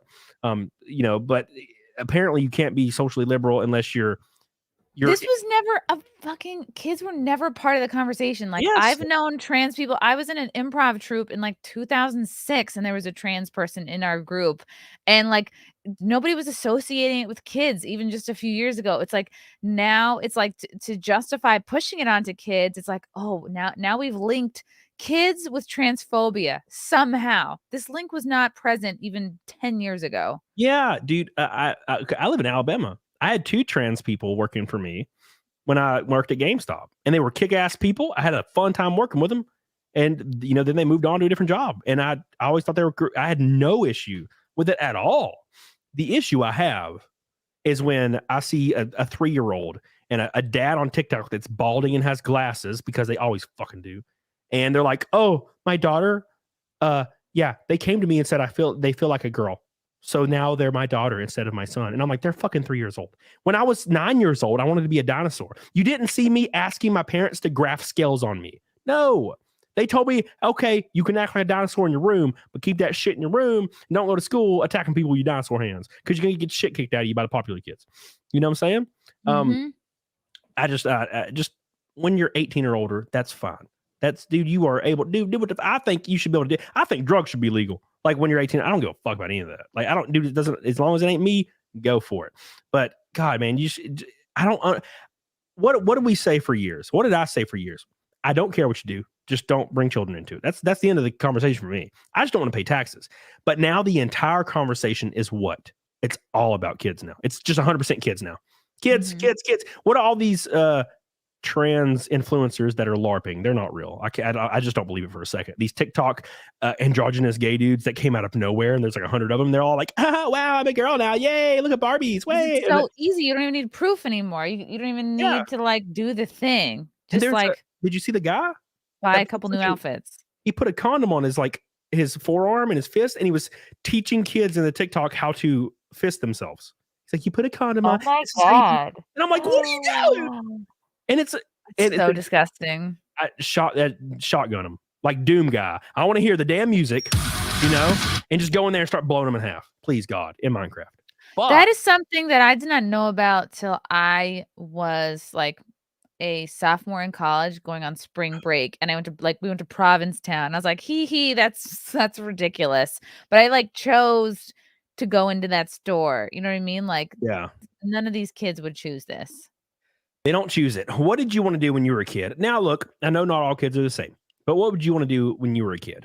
I wanted to make my mom and dad like happy and proud. Oh, that's what I wanted to do. When you're a kid, that's those figures. If you have good parents, solid parents that you respect because they beat your ass every once in a while, those are your gods when you were a kid. They are gods. I felt that way. I did. Like, now obviously I'm an adult now, but my mom and dad were like the rulers. Like, they were like ethereal figures to me when I was a small child. Keep in mind, I was a small ass child. Because your parents both looked like literal angels. They were like, you know what I'm saying? It's like a dog. It's like when you have a German Shepherd. They don't understand there's a world out there. They only see you. That's how I was when I was a kid. I feel like that's pretty reasonable. And if they said, "Hey, Cody, you're a girl now," I would probably be like, "Okay, I'm a girl." That's how easy it would be for them to influence me to do that. And that's what it's happening now. It's keep in mind, what is the actual scientific statistic for people that suffer from gender dysphoria? It's like 0.01%, right? It's a very small percentage of people. But suddenly, what are the odds? There's 2 trans parents. I love saying that, transparent. 2 of them, right? Transparent. Yeah, there's 2 parents, and they're both trans. And guess what? It just so happens their children both trans too at 6 years old. How did that? What are the odds? What are the odds? It's like winning the lottery 5 times in a row. Oh, shocking! It's because they're making their children be trans because they want clout on social media and they want to appear morally superior and tolerant. But I'm sorry, removing body parts from your child or putting them on hormones to forever stunt them for the rest of their life, causing them to go through more pain than I can even fucking fathom as a 33-year-old man mentally, that is not morally superior. That is evil. It's fucking evil. That's gross. Ah, you gotta hate it. Anyways, Max Wilson said, I made a video about how Coors Light should advertise their beer, and the video so far has 66. Damn, Max, congratulations, dude. Billy Hatcher says there's a few states that ban Pornhub, which is easy to bypass with a VPN. Yeah, well, I mean, look at North Korea. I'm pretty sure North Korea has everything banned, and you can bypass that shit. Granted, they'll kill your ass to find out. If you thwart the great leader. Thank you, Billy Hatcher, for your orange boy. It's an orange ass night, boys. Hayden says, just look at Karen Gillian in the new Guardians of the Galaxy. They removed all the female traits. They're going for androgynous characteristics. Bringing kids in is pure evil, and one group tries it. So, Hayden, when you look at these actresses being put into androgynous suits and all this shit, it's because now look, Karen Gillian is a beautiful woman, in my opinion. When she was freaking the chick and Mary or whatever in the Doctor Who, dude, she's a gorgeous girl. She's a gorgeous girl. She's tall too. I love tall women. She's gorgeous. And it is now frowned upon to have extremely attractive women in your movies. They have to be kind of goblin-y. They have to look like little goblin ass motherfuckers, or else you're sexualizing them. Oh, we can't have attractive women anymore. They have to be goblins. Why do you think Megan Fox is done? She done, right? She's nothing now. Why? And last time they put her in a movie. She was in this movie, Amelia Pond. Yes. They put her in a movie and it was underwater, right? It was like this underwater, like Sea Lab movie. There was a giant, like Kraken monster. And she wears like loose fitting clothes and they shave her head. Now, granted, she's in like some tidy whities and her ass cheeks are hanging out kind of, and I kind of liked it. But that being said, I see what they're trying to do. Hayden, I love you. I appreciate you. These super chats just keep going, dude. If not soda, what you drink for in between meals? Water, Ultra. I only drink water and White Monster. Ashley says, hey, I love you. I appreciate you. And also in the locals, she always does too. Ashley, I appreciate you. How girls said no hookups to you, but did anyway, %. How girls said no. What the fuck, Ultra? Here, let me reiterate this. How many girls said no to hookups to you, but they did it anyway? So on Tinder, and we'll move into that subject here in a second. On Tinder, okay. Yes, almost every girl said they are not into hookups. And yes, there was, I hung out with over 100 girls on Tinder over 2-3 years, and I hooked up with everyone. Yeah, and I hooked up with every single one of them on the first time they came to my house, except for 3. Why those 3? No idea, but I liked them a little bit more. Wow. I did end up hooking up with. Why do you wait to hook up with someone you like a little more? I didn't wait. They waited. Oh. No, but all the other girls did. Oh, so them waiting made you like them more. A little bit, but it didn't really matter. Because it never really led anywhere. But no, dude, girls would come over. I don't know how you girls think. How old are you, Chrissy? 30? 29? Yeah, I'll take it. Are you like 38? Whatever you think. Like whatever you think I look like is the age I am. Okay, so I don't know what the hell is wrong with girls, but when I was on Tinder, every girl generally was around 21 to 24 that I hooked up with, except for like a couple 26, 27. The oldest girl I ever hooked up with was 27, I think. And that's over the hill. Yeah, dude, it's too much. It's too old.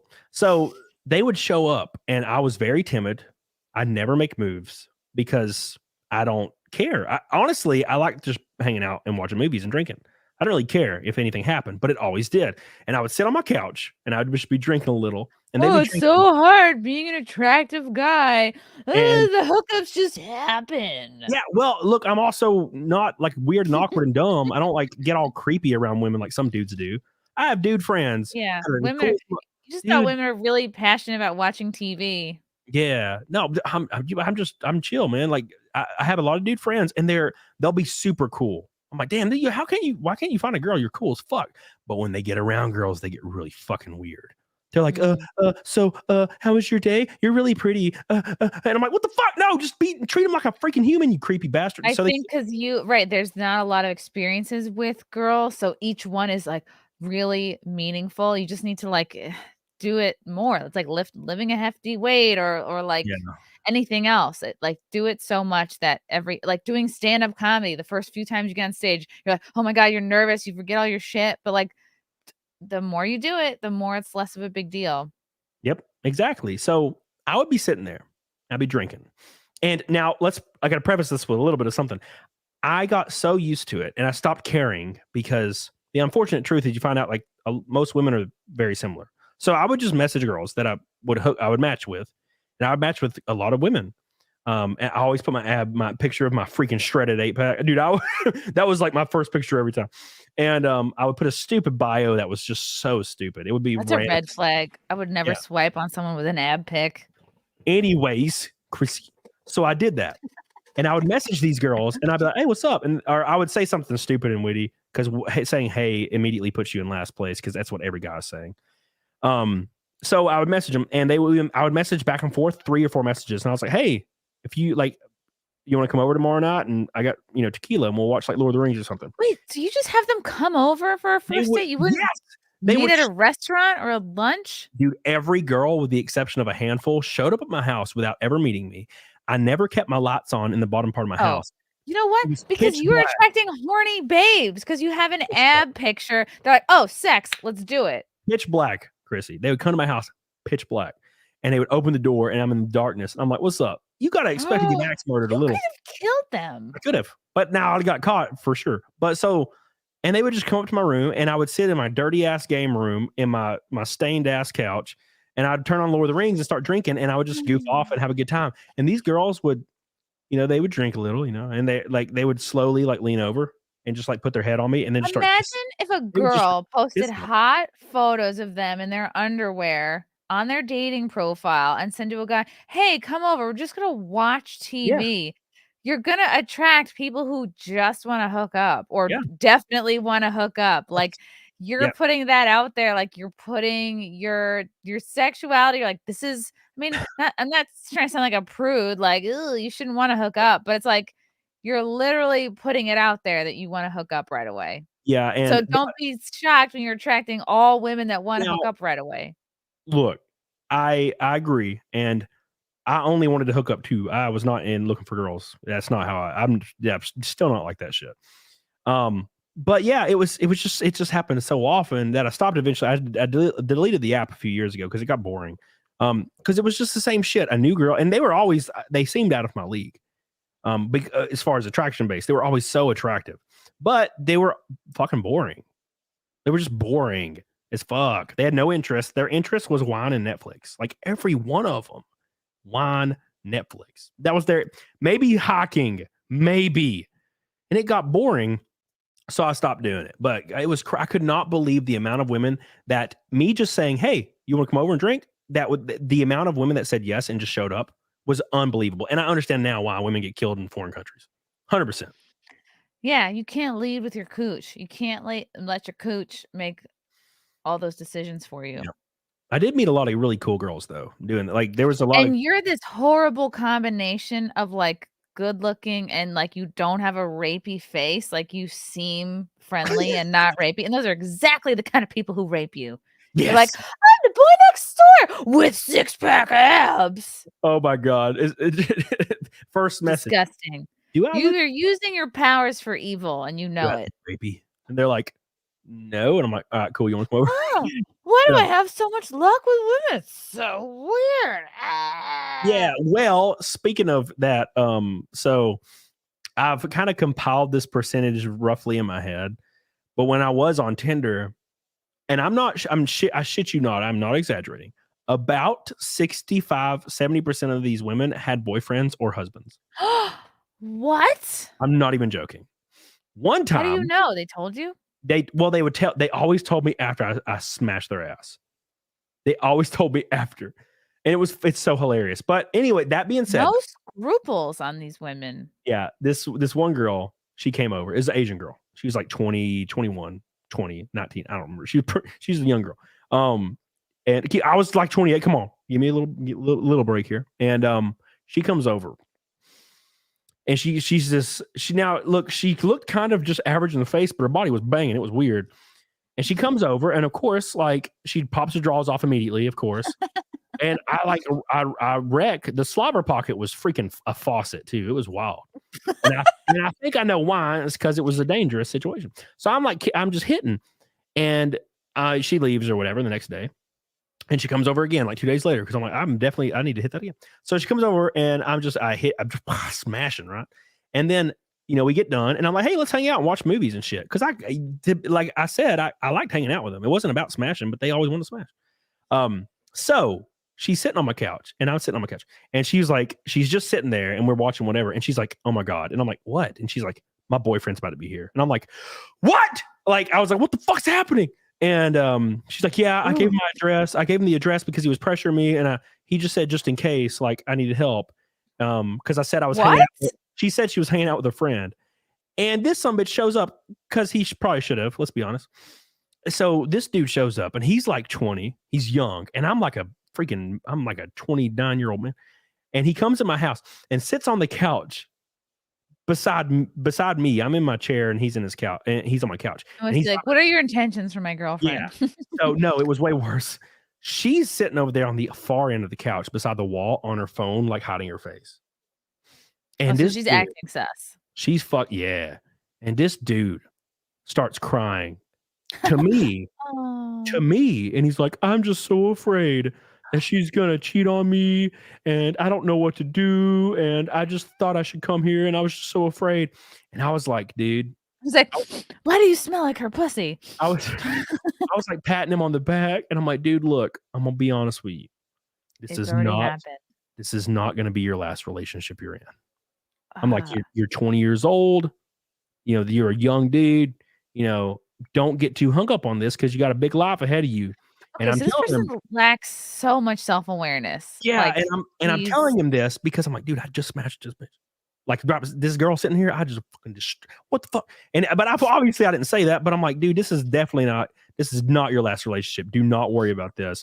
Just move on. Just do what you need to do. If you feel weird about things, maybe try to take a break. And and I'm saying this in front of her. So he leaves with her, and I hung out with her again. And she's like I hung out with her again like 3 weeks later. Oh, but God. You have no scruples. I didn't smash or piss her though. When I hung out with her again, we just hung out and we talked about what happened. It was like kind of like a weird, fun thing. Now I got to preface this whole conversation. Try to go back a little. I was a shitty person back then. My wife had just left. I didn't give a fuck. I was like, I'll fuck who. I don't give a fuck. So and you were like coming out of being fat for a while, right? Yeah. When I got real shredded and then my wife left, which is weird. So wow. Anyways, so she leaves with her dude and she comes back eventually. But I saw a few months ago on Instagram, him and her, like she posted a picture with him. And this is like 7 years ago. Right. So, well, no, that's not right. It's about 5 years ago. And she's they stayed together. We're still together. Wow. And I'm thinking to myself, maybe you were her last fling before she realized she had to settle down and make good decisions. Doubt it. And I say doubt it because about 4 or 5 times throughout the years, when I started doing YouTube and I was real busy with YouTube, she would message me wanting to hang out. And I was like, I'm real busy. And for one, because I've come out of the period of really, I wasn't interested in like being that dude that smashed the dude's chick. I wasn't interested in that anymore. And 2, YouTube, dude, I was doing YouTube 24/7. And I was like, nope, I didn't, dude. I deleted Tinder and everything. So fuck this. Cause I had like a couple hookups that I knew kind of regularly that I would, so I could just hang out with them and hook up if I wanted to get that like itch, I guess. But I focused on YouTube like full throttle for years. So I got out of that whole game. But it was wild. It was wild. I mean, there was plenty of married women, and they would always, if they told me before, they would tell me, "Oh, he knows we're in an open relationship." And then I would smash and piss her, and she'd be like, "Come inside me," fucking gross. And what? And then they would be like, oh, by the way, so and so doesn't know, so don't fucking. I'm like, whoa, hold on, you know. Yuck. These people need Jesus. Yeah, dude, it was dude, it was every girl. It was every girl. It's freaking crazy, man. It's crazy. Where do you live somewhere where there's not enough good looking men? Like, where are you? I live in a college. I live in Huntsville, Alabama, and it's Okay. it's Yeah, like probably every guy there is in a motorized cart. yeah, it's engineering. It's an engine. It's like the engineering fucking capital. Yeah. So like every girl here is 21, 24. They're going to college, and Oh. they're dating some freaking frumpy dude every time. Yes. You're like And- the sorry, I I'm- mean, no offense, but you're like the best thing in town. And I'm like a redneck. I'm the redneck gym guy that like lives alone in his fucking like big old fat house. And they right. And you have a non-threatening face. So yeah. yes, very not grapey, luckily. Mm-hmm. And I'm not, dude. I wait for them to make moves. I don't fucking do nothing. I just sit back and let my face do all the work. Speaking of face, King Casey says this is for Naked Snake and Snake Eater with a $50 Rumble rant. We're 400 away from Fight Milk. Thank you so much, King Casey. Top dog today. I love you. I appreciate you. So I fucking talked a lot in that situation. How long you've been in a relationship for a long time? Yeah. How long? About the puss I smashed. Yes. Let's see. Me and Frank started dating in like November of 2014.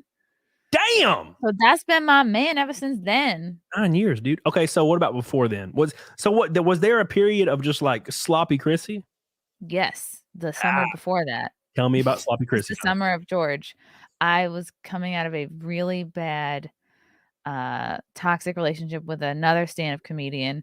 And I met him when I was like young and stupid and like brand new in comedy. So meeting him, like he was 14 years older and he had like a Comedy Central credit. And it took very little to impress me. And I was like new and insecure in comedy. So having somebody older and experienced in comedy with decent credits, like saying, hey, you're funny, you have potential, like totally inflated my self-worth. Yeah. And so that was like 2 years of that, but it was pretty toxic and just like really not a good relationship.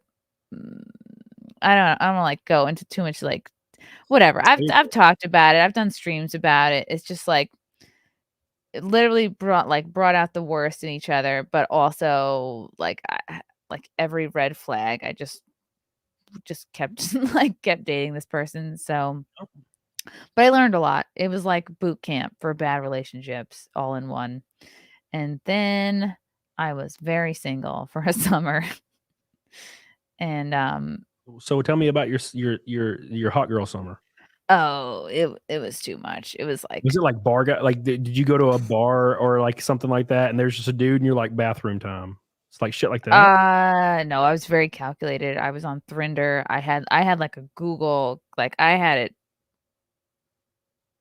like almost like appointment times. Like but it becomes like a drug and you can't get anything else done because it's just hitting that like validation button over and over. Dude. You can't work on a career. You build literally nothing else up for yourself. It's literally just like getting drunk, being hungover, getting drunk again the next night. It's like drugs, it's like gambling.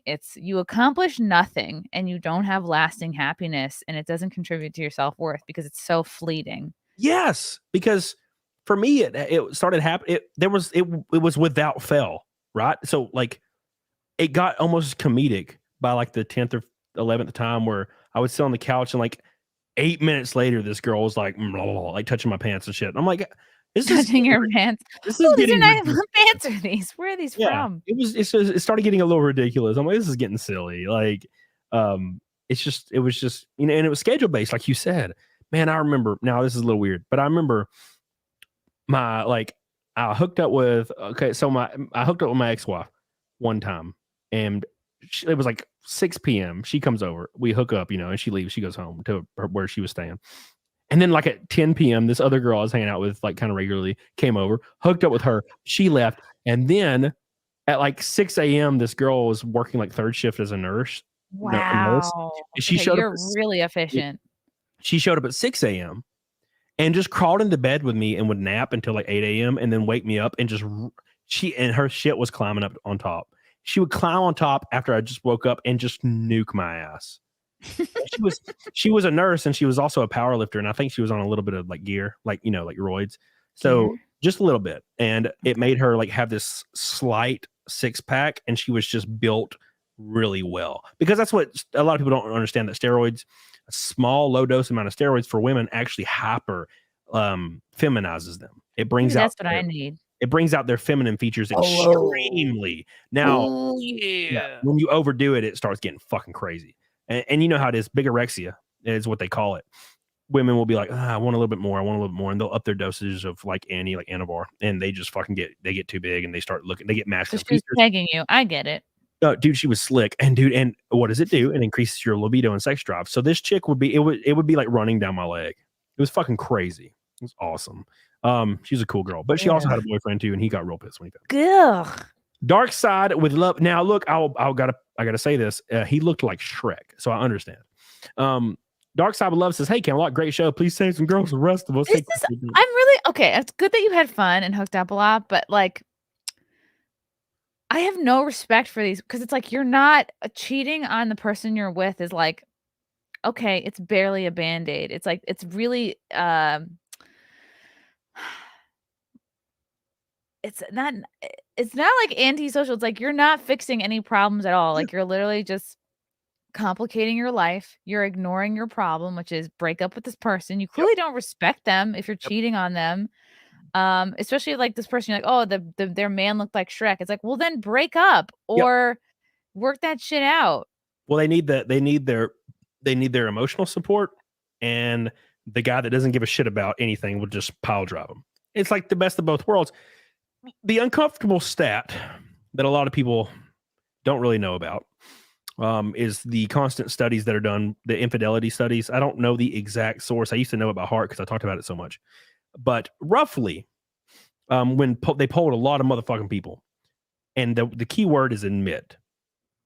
What's the percentage of people, 18 to 48 or some shit, that admit, the key word is admit here, which means the stat is actually probably higher, because a lot of people will be like, oh, well, he just put his tip in, so it wasn't cheating.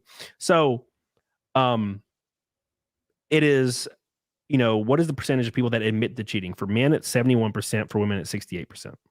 That means everybody in this chat. Are these marriages, or are these just like this? dating? It's all across the board. It's just if you're in a relationship.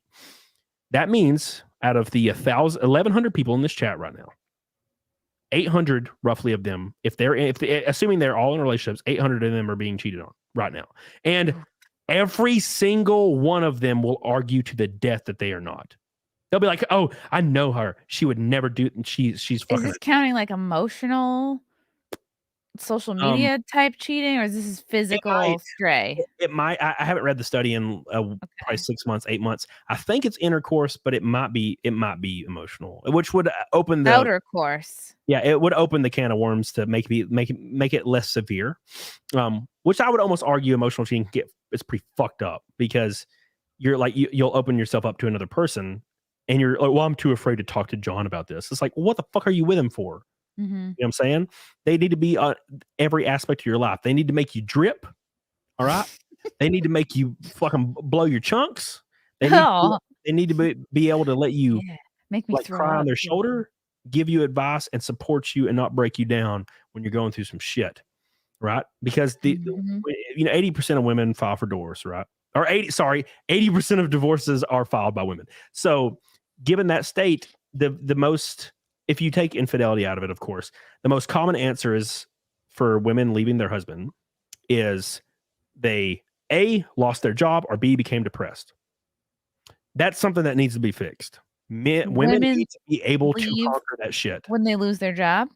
Women will leave. The most common answer from women that file for divorce is their husband A, lost his job, or B, went through a depressed period. Wow. And men will generally support a woman that goes through that. Women will not. And that's the issue, is women need to somehow. It's so icky that a woman would leave a man over losing a job. It's like, you get your ass a job. Like, you carry the weight for a little bit. Yeah, that's the end thing. Kumar That's says literally the equivalent of breaking up with somebody because they gain a little weight. Like if a woman gains weight, this is same. Well, like if you're going by trad values. If that was me, I'm speaking specifically of that example. I'm not attracted to bigger women. 0%. I can't. Sorry, I won't get hard. It's not going to happen.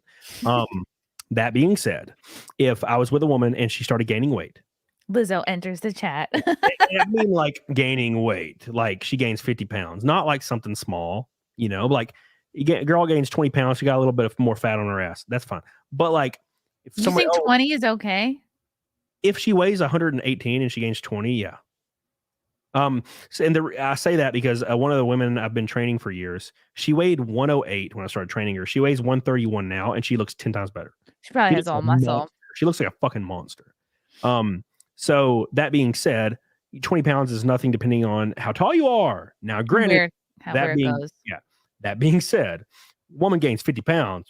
I'm gonna have the conversation. Look, we should hit the gym. We should take this seriously and make sure. 50, it's probably like there's depression, something happened, someone died. Like I talk through that shit. But if it continues rising and it's been a year or 2 years, I need my fix, and I'm gonna have it's gonna destroy the relationship for me. You won't do fuck a flap Fridays? No flap fucking for me. You know, if you know the fat, you gotta try it. How do you know? You know the fat people smell, right? Fat people smell like weirdly sweet and like trash.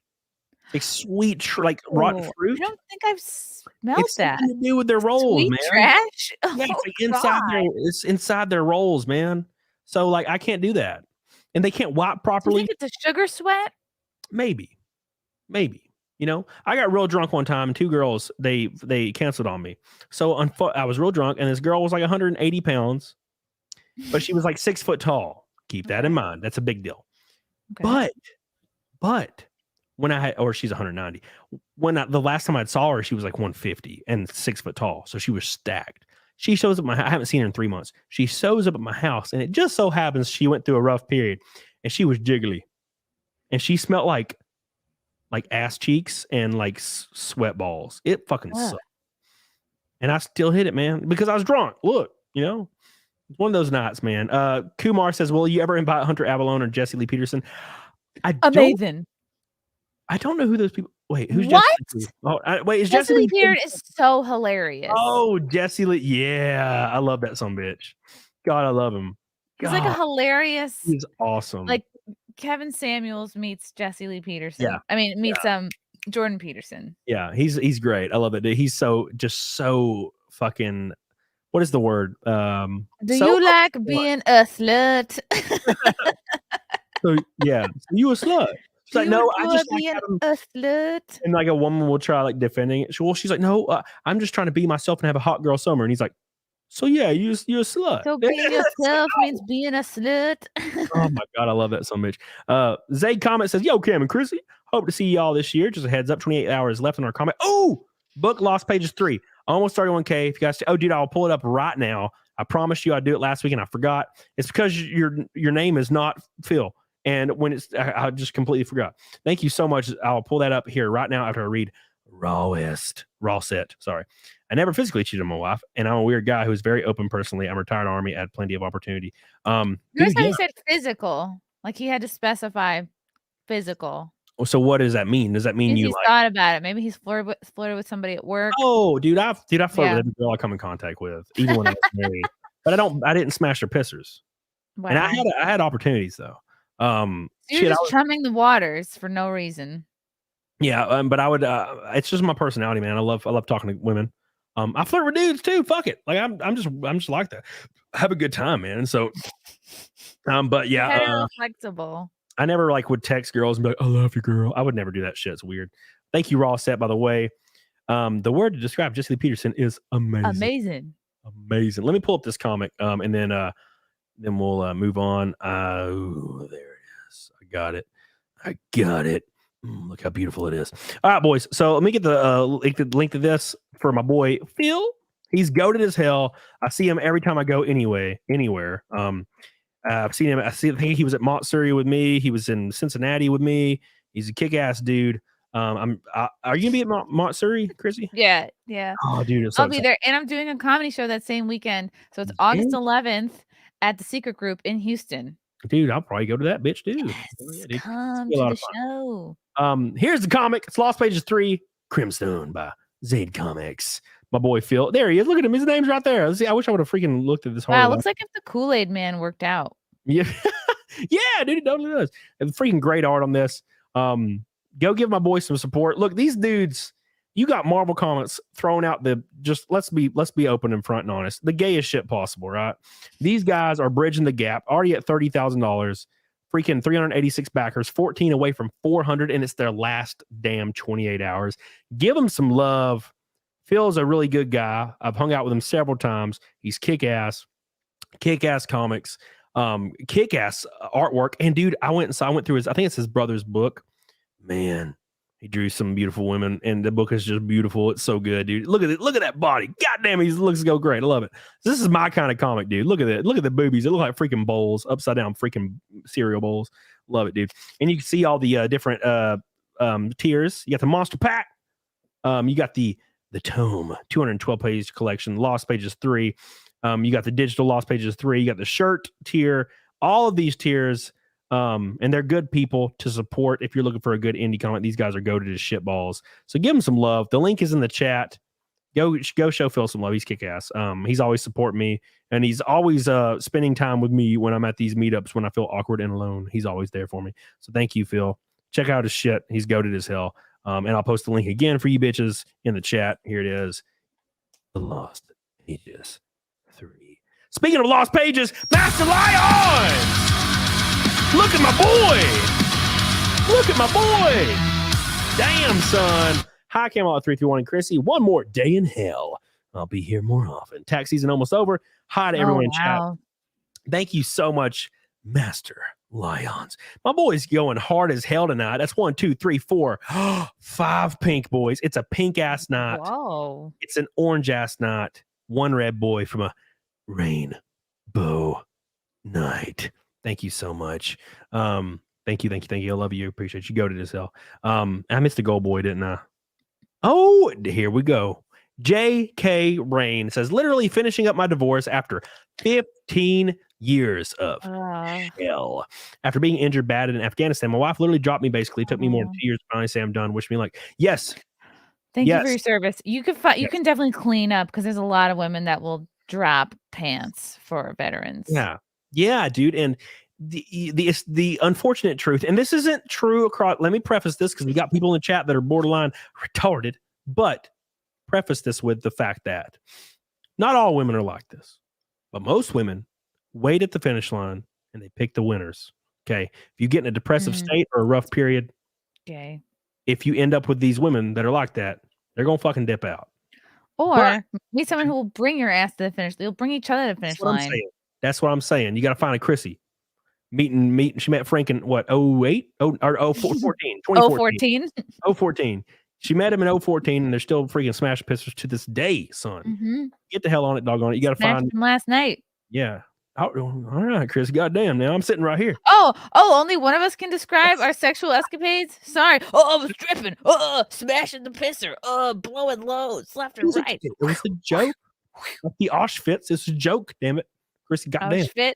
I'm gonna look at you. Let's get an update on that tweet real quick. Yeah, the tweet is. I've been checking on it. I've been like, waiting for my account to go away, but it's still there. Where's that? Oh God. Getting some haters for sure. Getting some quote tweets. So it's No. Oh my God. It's hanging in there. It's the little tweet that could. Chugging along like a train. Oh my God. The little tweet that could. Thank you, critic. Oh my God. Train is your life depend. Can I get a little bit of a credit? Come on. Oh no, actually don't do that. You want a writing credit on this tweet? Damn it, stop. Hold on. Let me edit it. Don't edit it. You good? I'll tag you. We'll pull the quote tweets. Let's see the quote tweets on this garbage. It says, unless there's a threat from typhus, deviation, starvation, and malnutrition caused by allied destruction of supply lines, there's no real danger of dying. Okay, so far so good. Not good. Look for this on us on the right. So sad. Fuck. I almost replied to this woman. Look at Julie's tweet. She says, "Not a good look for those of us on the right. So sad when I think of my Nana fleeing in terror to the U.S. She didn't even speak the language at the time. By the way, I should have responded to her. But was your Nana fat? Oh, Jesus. Yeah. She died fat, which I think is the worst way to die. Now, look, the issue is that I don't belong anywhere. I don't say I'm left, right. Click your DMs down. Dude, it's just Phil. It's my boy. I know. Gosh, you don't. But it's like, you know what it is? With Phil, huh? It's the internet equivalent of telling someone they have something in their teeth. Yeah, that's true. It got some celebrity up. I can't wait to eat your ass tonight, baby. So, but look, the whole point of the right, correct, is you're supposed to be able to take jokes, and like that's the issue. If you can't, and I know Julie's awesome. I love Julie. She's great. This is one of yours, dude. She's always in my chat. She's kick ass. I love. Shit. What's up, Julie? But we got to be able to look at jokes, unlike the people that are on Twitter and the left, where they get mad at every single joke. What's sad is that people cannot just like figure out the difference between a joke or something intended to be a joke and an actual genuine statement. That is my biggest concern with people. I'm like, are you so like not exposing yourself to comedy that you literally have no sense of what is a joke or an attempted joke versus something intended to cause like harm? Solid State in the chat says, forget the left, the right have a hard time taking a joke. You're right. You're completely right. It said this tweet was sent less than 10 minutes ago and the replies are just disgusting. Do something, Elon Musk, please. It's just silly. It's silly. It's a joke. I'm giving you a like, so it's not a total blowout. Damn, boy. They're just jokes. Exactly. Exactly. And people conflate this with, like, they conflate it with, oh, well, you hate Jewish people. And it's like, no, dude, it has nothing to do with that at all. Like, it's a joke that's you're being offended for other people. Again, if Nana, the Holocaust survivor, wants to get on Twitter and go back and forth with me on this, great. I welcome you, Nana. I welcome a conversation. Yeah, but Nana probably would find it funny. Yeah, maybe. Maybe. Shit, I don't know. First of all, because this is why people who are fucking dumb don't understand comedy. This is the same reason why I got shit from my InfoWars. I'm sitting on the InfoWars desk. I said my stripper name is Sandy Hook. I have these retards going, oh, you're making fun of dead kids. You're a Sandy Hook denier. I'm like, you're a fucking retard if you don't understand what, like, the joke is about stripper names. I'm not mentioning kids. I'm not mentioning death. You're the person that's inferring all that. I literally mentioned Sandy Hook and strippers. That's it. It's a play on words. It's like sometimes it's like the smartest people understand comedy. It just hits you on a simple level. It's when you make all these other inferences and you put your shit into it. It's like you literally reason yourself out of having a good time. Same thing with this. This is a joke about trendy fitness programs. Yep. That's it. Yeah. And the unfortunate truth is it's either A, all jokes are okay, or B, no jokes are okay. And you can't have it either way. There is a lot of people, and I feel like a lot of people have a hard time fathoming this, and I get it, but there is 7 billion people on Earth. If you are expected to somehow tiptoe around 7 billion people that are individuals that may find certain things uncomfortable, you can't exist in a free society. You can't. So either all jokes are okay or none of them are okay, and we need to outlaw comedy. What is the easier route? Anything you can say. The thing is, anything can offend anyone, but anyone can say that anything offends them. There's no actual way to prove that you've offended someone. Someone just has to say it, just like someone can just say that they're identifying as something else, and we all have to be like, okay. Yeah, you have to toe the line, or else you risk being canceled. But fortunately, like, I lean into that shit pretty hard because everything I say, if it's a joke, it's a fucking joke, and you're not going to convince me otherwise. And if it's serious, I'll back up why I said it. So, and I've had a ton of people try to cancel me in the past. And the best thing you can do in that situation, especially if you believe in what you're saying, lean into it. Who gives a fuck? But if you apologize, you lose. You lose. Because once you apologize, they will shame you even harder. Mm-hmm. Because it's like admitting that you did something wrong when it's not. Mostly gluten, my boy, says people born without a sense of humor should have a handicap parking pass. God diggity damn, with another orange boy. I can't believe it. Thank you so much, dude. Dust man, the more someone complains about being offensive, the more offensive I will be to them. About being offended, the more offensive I will be just to spot them. Now, look, I'll never go out of my way. A lot of people, like I said, going back to the obese thing, I'll retweet that shit. I'll quote tweet it and say some shit, right? But people will think, oh, well, you hate fat people. And I'm like, no, for one, I do not. I have no problem with people that are bigger. I have a problem with them staying that way for the rest of their life and being content with it. I would hope they wouldn't, but I'm not going to pressure anybody to do anything unless they ask. But that being said, the issue is I don't hate fat people at all. Like that's the issue. I don't have no problem with like bigger people. But when people hear those things or hear that or see you quote tweet it, they just assume across the board that you hate fat people. And I have no problem, dude. I have no problem with fat people at all. Right. So that's the issue. And like you can't joke around about it. You can't say anything about it. And I'm like, nah, bro. No. You'd have no problem with those people. I was a fat son of a bitch at one point in time. And I just hated it. I did not enjoy it at all. Bring shaming back. Bring shaming back, please God. Sejong the Great says, if you can't take a joke, you definitely can't take a dick. I can't take a dick. However, I can take a joke. Maybe he couldn't spell dick in the super chat. Just say penis. That's what I always say. Thank you, Sejong the Great. Or can you do D1CK? Yeah, or just 8 equals D, baby. Or DLCK? Yeah, that's all. That works too. That works too. Oh my gosh, I'm about to piss my pants. Real quick, I want you to shield yourself. Because we'll have a little bit longer, and then I'll go to locals. But go ahead and shield yourself just for talk about your upcoming dates, your show, and all that good stuff. And I'm gonna pee. So I'm gonna put you on solo, and then we'll go pee. Yes, go pee. Maybe I'll share my little image here. Well, hi friends. I'm a stand-up comedian. I have some shows coming up. Let's see if I can share my little thing here. Well, look at that. It's the Griff Tour. I got Vegas coming up. April 27th, I'll be at a venue called The Space. It's near the Strip. If you're going to be in Vegas already for the FNT Geeks and Gamers meetup on the 26th, then just come on out to this show. It's going to be awesome. 7 o'clock show. Lila Hart will be featuring for me, and Keanu Thompson will be there as well. Then I'm heading to Dallas. I might do a quick stop in Austin, do a couple appearances out there, and then be in Dallas. Gonna do some Blaze stuff. I'll be at Hyenas in Dallas May 5th and 6th. 2 shows Friday, 2 shows Saturday with Lila Hart and Keanu Thompson. And I think Alex Stein should be stopping by those shows as well. Then I'll be in Richmond, Virginia, August 9th at the Sandman Comedy Club. And then Houston, Texas, like I mentioned earlier, I'll be there for Anime Matsuri, but that headlining show will be at the Secret Group. 7 o'clock show, nice and early. You can come after the convention in your cosplay, whatever, man. Go to CHRISSIEMAYR.com to get tickets. Also, I do some other shows. I do some live streaming as well.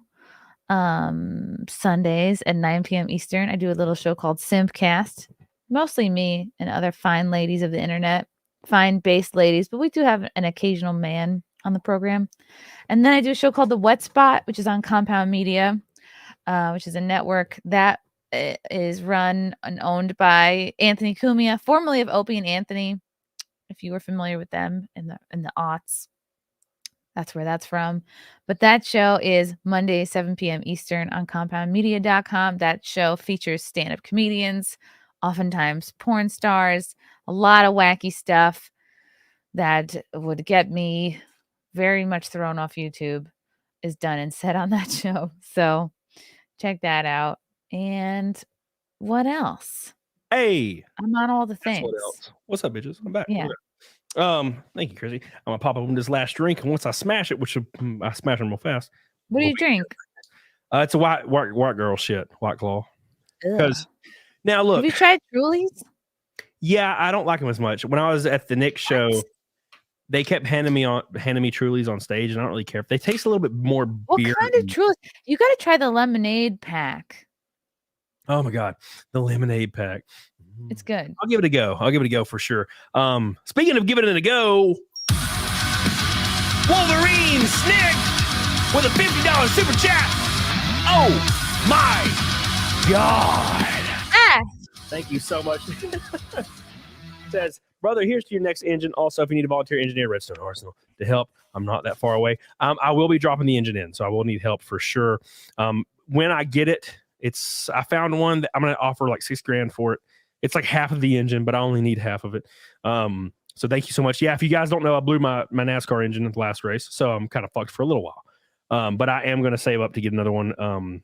And they run around $8,000, but I think I can get it for a little bit cheaper. because it says or best offer. So, so thank you, Wolverine Snake. I love like you. your DMs or best offer. Or best offer, baby. Make sure you guys like the stream. Oh God, I haven't changed the like goal. We are 150 away from 1,000 likes. We had like over 1,200 people in here at one point. Chrissy's bringing in the viewers, boys. I'm bringing them in. Like go. Wait, I put $150. Am I some kind of dumbass?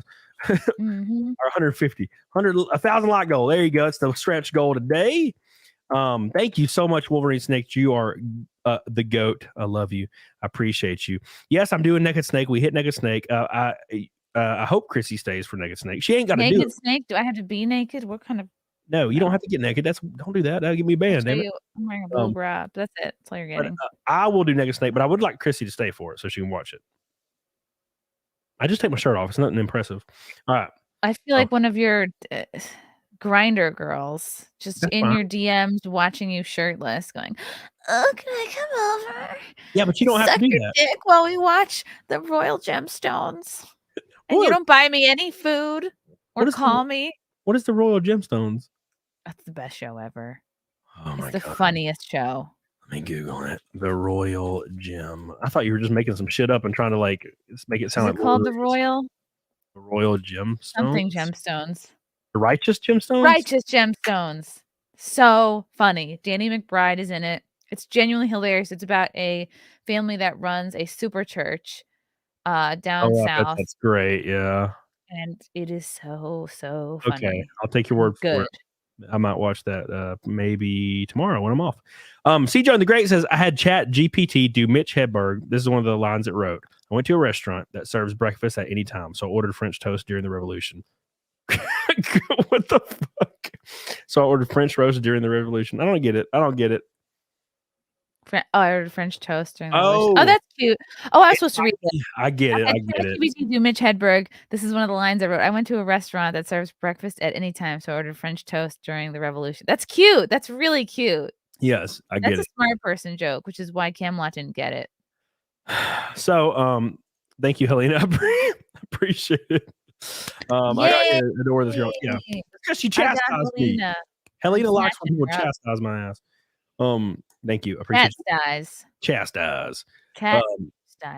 Chastised. 240, by the way, from Fight Milk. 240 closing in on the end of the show today with Chrissy. But yeah, dude, let me pull up. Let's see what else. Fuck, okay, bar stories real quick at the end here. You said you worked at a bar. Mm-hmm. You're a bartender? Mm-hmm. Okay, so I worked, in a retail environment where customers were fucking psycho. Give me some psycho stories. What happened? That's my favorite one. So I worked at the Patriot because I had no experience, and that's the tricky thing about working in nightlife in New York City. It's like no one will take you unless you have experience. But then where do you get experience from? Yeah. So I saw it on the sandwich board outside the Patriot. It said "Shameless Saturday Night Sluts Wanted," and I was like, "That's me." So I went in and I was able to get a job with no experience, and I would work the early shift, like 10 a.m. I'd be like, who's going to come in here? Literally all of these construction workers start drinking at 10. And we served PBR. There was nothing but Creedence Clearwater Revival on the jukebox. Yeah. And the guy who owned this, the same guy who owned Yogi's and Coyote Ugly and all that, he was this fat, just bloated man. And he would come in and drink so much whiskey. I forget the kind he drank, but he would drink till we'd be closing up and he'd just start pounding whiskey. And then we'd like go down, untap the kegs or whatever. And then we'd come back up and the night guy would be mopping around him like it was the most common occurrence. Like you have to do just mopping around the boss. And I'm like, what do we do? Do we leave him? Do we throw him in a cab? No, we just leave him here. And this guy was like a millionaire, but he couldn't. He's the kind of guy that his hands are so bloated, like you can't get your rings off, and everything looks like it's about to crack open, and pus is gonna spray out. I'm like, this guy is so successful, but so unhealthy. And he had passed out with like an ass cheek and like a crack hanging out. And I was like, this is no way to live, sir. So I took a photo with like my flip phone, and then I was like, I think I'm done here. But that was like the sort of final straw. Before that was I was confused for this other bartender called Patience. So one guy came and said, hey, Patience, let me get the birthday candles. And I'm like asking him, like, what the fuck what drink is the birthday candles? What's in that? And they're like, oh no, birthday candles would be where she would have both her nipples hard, pull her shirt down, light 2 paper matches, split the end, put them on each of her nips, and let whoever just blow them out. And patients would not require ID of any kind, no birth certificate. You could just say, it's my birthday. I'm gonna get the birthday candles. And she'd take out her tits and let them blow out tit matches. And I was like, first of all, I don't even have the kind of nipples to support such a feat. And also, no. And like, these are people like wouldn't even tip on like a pitcher of beer. It's just the worst people at the worst place at the worst time. And I came in like right after, like this was just like this sweet post 9/11 time where like the bars were going nuts. Everyone was making so much money. And I came in like, and years after that, like this bar started pooling. It was like post Coyote Ugly era time of New York City nightlife. And I'm like pooling tips. I'm like working my ass off. And then you leave with like $30 or something. Like, it was just so crazy, like the things that these guys would, but it was fun. I definitely like, I'm glad that I had the experience because it teaches you a lot. And I also learned about the bartending to sort of stripper adjacent pipeline, because there'd be these girls there be like, oh, I'm gonna go like cocktailing at whatever strip club. Like, do you want to come pick up another shift? I'm like, well, that sounds good. And it's like, no, like that you're going to work at a strip club and then probably be propositioned all night and or get Cardi B'd. I don't know. You weren't single during your bartending days, right? I did have a boyfriend who was like, yeah, I'm getting an advanced degree at Columbia. You need to be getting an advanced degree. He like degree shamed me, and I already had a BA. He's like, what are you doing with your life? And I was like, just starting. Like, I was doing improv. I hadn't really started doing stand-up yet. This was probably like 2008. And I just was like, I'm finding myself. But I was never jobless. Like, yeah, I was never like sucking off the government or anything like that. So professional he just was like, students. he's like, Yeah. you need to figure out, like, you need to go to massage school, or you need to get a degree. You need to be something. Dude, I've had several people in the past that I knew that were all about getting like their masters or whatever. And they all eventually either did or didn't. And then they just went back to their serving job and they don't even have a job in their field. And I'm like, and they would always shame me. Like, oh, they like, think they're such hot shit. It's like, this is a 1-year program, Raph. Okay. Anybody could get fucking 1-year pro. You're working with wind turbines. Okay. Like, wind energy is like the most pussy of all of the alternate energy sources. Okay. So slow your roll.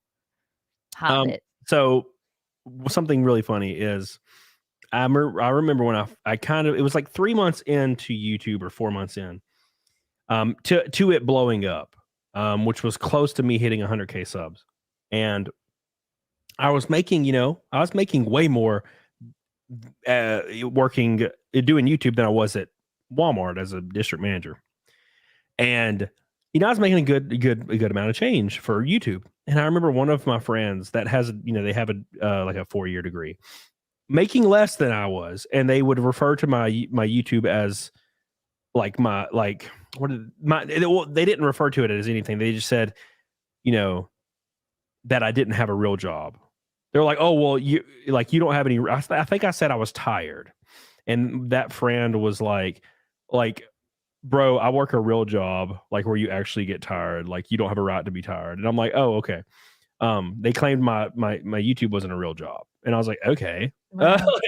And I was like making more than they were as their job. But it's the kind of thing where there's some weird, I don't know if it works this way all over the US, but in the South, people like will shame you if you don't work 80 hours a week, like at a hard labor job. Good though.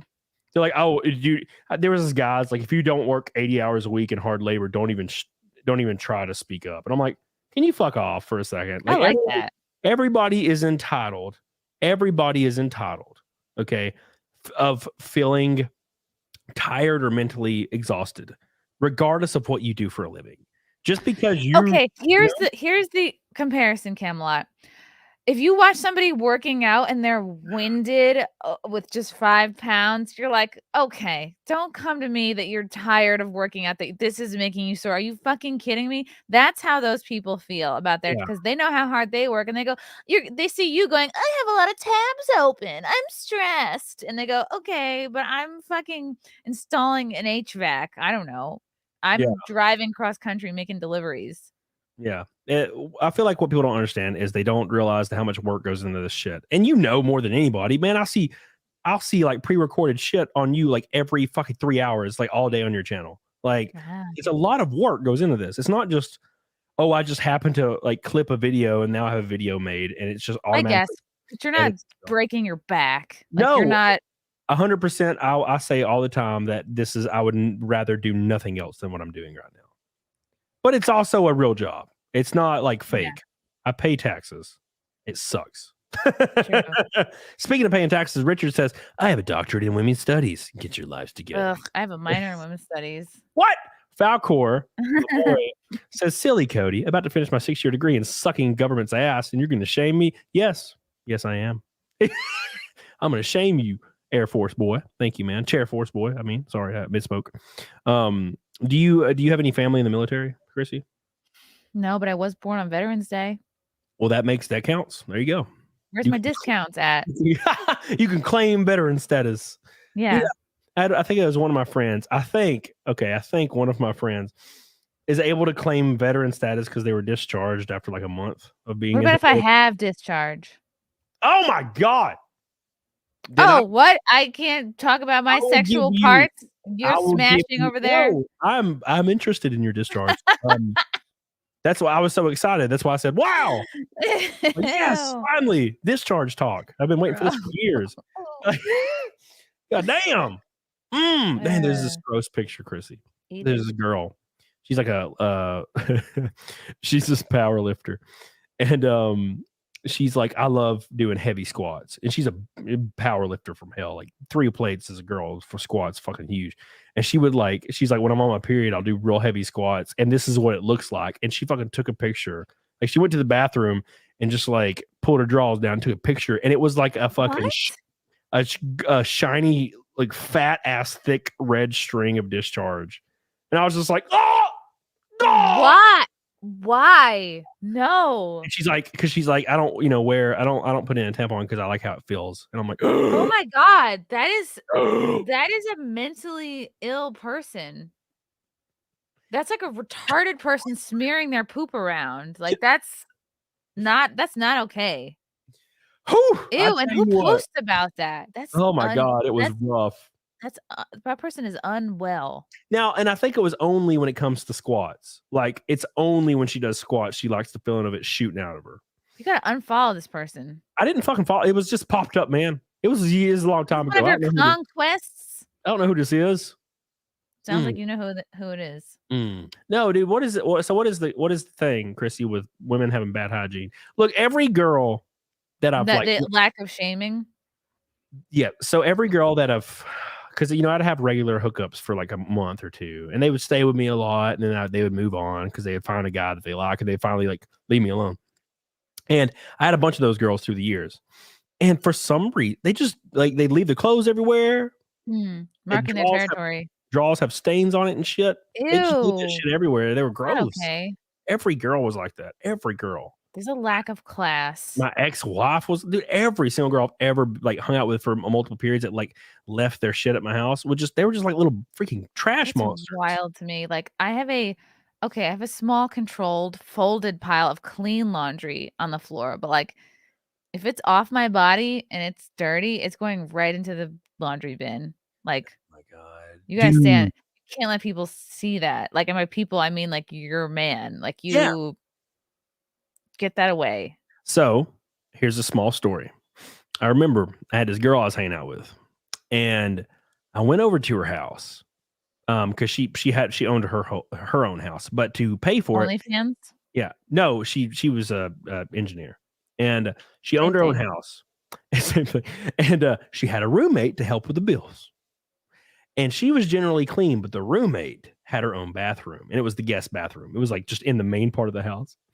and you would go in there, and it looked like a raccoon's. Like it was just, there was clothes and towels, and the entire sink was just completely covered. But the kicker, because every now and then I had to use it, the kicker was beside the toilet was a trash bin, like a little tiny trash can that was filled to the brim with used tampons. Now, keep in mind, I said it was filled to the brim, meaning that surrounding the trash can in just piles on the floor was also used tampons all over the floor. God, this is clearly these bad habits stay when people, like women and men, are guilty of this. But like, someone has to stop fucking you. That's how you learn to tighten up and get it together. But men won't, Chrissy. Men won't do that. They'll just keep fucking you. That's disgusting. God damn it, man. The trash bin is not meant, no matter the size of the trash bin, especially if it's an open bathroom trash bin, do not sit and let that thing fill up like a third of the way full. Like, no matter what, every week, throw that shit out. No matter what's going on in there. Oh God, it's be the janitor of your own home. Okay. My God, it's dude, it's gross. It's gross as hell.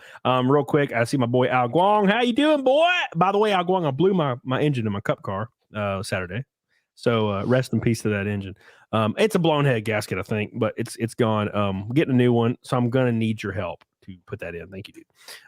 We are 100 likes away from the 1,000 like stretch goal that I didn't pin because I'm a dumbass. Let me do that one more again. We got about 15 minutes left, I think, and then we're gonna pop off 1,000 like go. I never set a like goal. That's just something I've always done. I don't know. I don't want to force people to like it if they don't naturally like it. You force them, Chrissy. I don't want to pressure or manipulate someone. I don't want to like pressuring everybody in chat right now. Like this stream. Won't pressure. I know freaking mama ain't gonna like this shit. Been trolling 24/7. You bastard. He disliked the shit out of that bitch. How much to fight milk? Oh God. 210, I think. 210 or 200 even, something like that. I already had my fight milk last night. What does that mean, Chrissy? You talking about cum? Ew. Well, I don't know. You said a bunch of shit, discharge and whatnot. I was like, well, this is obvious. Yeah, that's how I don't spit because I'm not a quitter. The order of operations, right? It's discharge, cum. So like, yeah, no, dude, I'll never forget the first time I was hanging out with a girl, and now not the first time I was ever hanging out with a girl, but you hook up with girls, and I don't really like doing the whole like blow my baby gravy into their mouth. That's a little weird. I don't know. It feels disrespectful. I don't know why. You like to cum in a girl's mouth? No, I think it's weird. I don't know. I think it's kind of weird. Why is it weird? I don't know. It feels kind of disrespectful is all I'm saying, Chrissy. Now look, that might be untrue, but it feels that way to me. But it's one time I was hitting this chick from behind, just hitting from behind you. And she was this little disrespectful be like across an open eye, like into an open eye is disrespectful. I've done that on accident. No, It was one of those really high pressure ones. But so I was hanging out with this girl, man, and she's this tiny, like cute, innocent girl. Just like very quiet, kind of timid girl that you would never, Anyway, so I'm going ham and I'm like, oh dude, I'm about to bust. And this chick jumps up and turns around and just like puts her mouth on it and and she like, and it's almost as if she had to prove to me. She like, after doing that, she opened her mouth like to show me it was there and then swallowed it. And I was like, oh my God. Wow. I wonder if growing up she had parents that was like, open your mouth, tell me swallow, like swallow and go, I remember being like, oh my God. No, John Rod. Absolutely not, John Rod. You quiet. You shut your mouth right now. It's so funny you're describing this girl. She was so tiny and timid and quiet. She was kidnapped. I found her in a storage container. Accidentally. I ordered her on Wayfair. I didn't realize that she was. I picked her up at Walmart. She kept saying no, but for some reason, I just drove her to my house. Day laborer. How much to mow my lawn? But no, dude, she swallowed. She didn't give a fuck. She swallowed it right up. Evil then sucks like Officer Doofy with a vacuum. Thank you, Satan. I appreciate you. Shit, 80 likes from the Gold Boys. Carrie says this. Listen here, Carrie. I know you're one of them bitches. Don't act like you ain't. Shit, I've seen your text. She over here. Oh, this is gross. I'd never swallow a drop of bitch. I see you grade A cum dumpster for sure. Good for them. I just old habits die hard. Never been a spitter. I mean, I wouldn't either. Like, dude, I drink. My parents raised me right. Okay. Yeah. That's what my mom told me. You know what I'm saying? She's like, dude, if you play the other side of the field, make sure you be. Grandma always said, "Waste not, want not." Yeah, exactly. You're gonna finish your plate. It's a Southern thing, right? Yeah. I'm all about that shit. There's starving kids all over the world. Yeah, I wonder, could you do that? Like, let's say you live in, Ethiopia. Could you is there like nutritional value? Could you like blow loads to like survive? The cum wouldn't make it. It would dry in the envelope. It wouldn't. A Somalian kid would be like, "Why did someone send me an envelope that doesn't open?" No, I mean, like they could do it. Oh, what the fuck? I'm vacuum sealed, or maybe in a pill container. No, I mean, like they take their friend, and they like, hey, let you shoot low to me, I shoot low to you, and we'll stay alive. You mean I'm not saying it's not like one of those commercials. In the arms of an ancient stranger come. I'm not saying that. I'm saying like their friend down the road can like in Zimbabwe can like give them a squirt or two, and that will like be nutrition. Oh, I think this is going in a direction it shouldn't. I think what we meant to say is everyone is 18 and over. Well, yeah, these are all consenting adult people. Yes, obviously, that was never the question. Yo, this is offensive now, even after talking about the Auschwitz. You can't say that. Auschwitz. You can't say that about the Zimbabwe guy after saying the Auschwitz joke an hour ago. I know. True. All jokes allowed here. All jokes allowed, even the damn Zimbabwe guy. Helena says, I swallow. Make sure all swimmers die in acid. Oh my God. That's funny. Jesus Christ, Helena. Ass fizz. Thank you real quick. Make sure you guys like the goofy ass stream. I appreciate you guys. We're not going to quite hit Fight Milk, but we're going to do Naked Snake here in a second. In, I think, 6 minutes, I'm going to do Naked Snake, and then we're going to call it a night with Chrissy. Any marriage advice for Chrissy? From Chrissy. I just saw him today. Are you talking about any marriage advice from me to Chrissy? Yeah, give me a marriage advice. I got a divorce. I don't feel like I give good advice. Well, you've been through it. You completed the marriage, so. I got the platinum trophy. No, I would probably. So if I could fix anything, I don't want to go back. But if I could fix anything, I would probably say maybe if you have any issue at all, it doesn't matter how big or how small, you be open to communicating about it and don't be afraid of the backlash. Because I'm super laid back. You can come to me with anything. But a lot of people aren't like that. But I think that would be the best advice. Be open to any kind of conversation, because holding that shit in is way worse. Way worse. Communication can do can fix any damn thing, anything possible. Communication always. Because there can be something small, man. Oh, like, I noticed you aren't helping with the dishes at all, even a little. And it's kind of making me feel like, you don't care enough.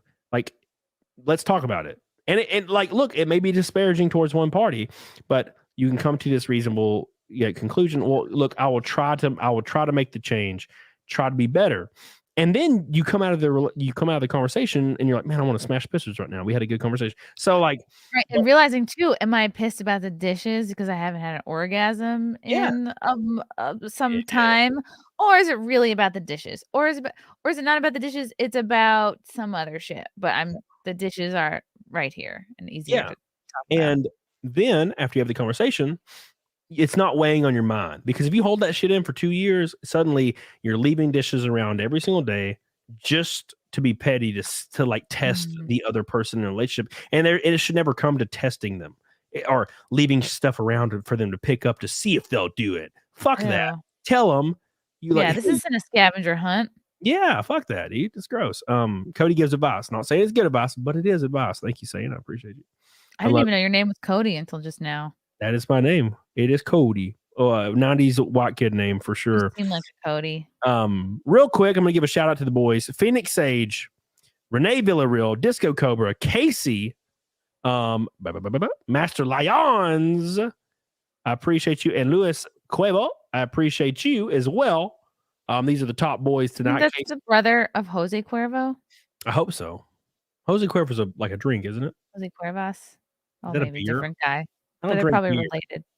Beer's gross. Tastes like balls. I've just never got into it, man. Some Belgian beers are really tasty. As long as it doesn't taste like the ball. Dude, every beer has that aftertaste of beer, and I can't get over it. It just tastes like kind of like sour ass cheeks. And I'm like, fuck. You know, there's a I smell beer. I'm like, oh, dad's home. You know, it always is like, okay. Gotta hide under my bed till he drags me Yeah. out and beats me with a belt every freaking time, you know, because he had a bad day. You know, he had a bad day. He's taking one down. He's beating my ass, throwing me down, man.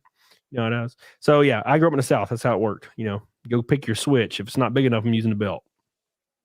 This is how it was. Did you get beat by your father? Oh, yeah. And I think I was the only kid of the three of us who got hit, like hit, beat, whatever, spanked.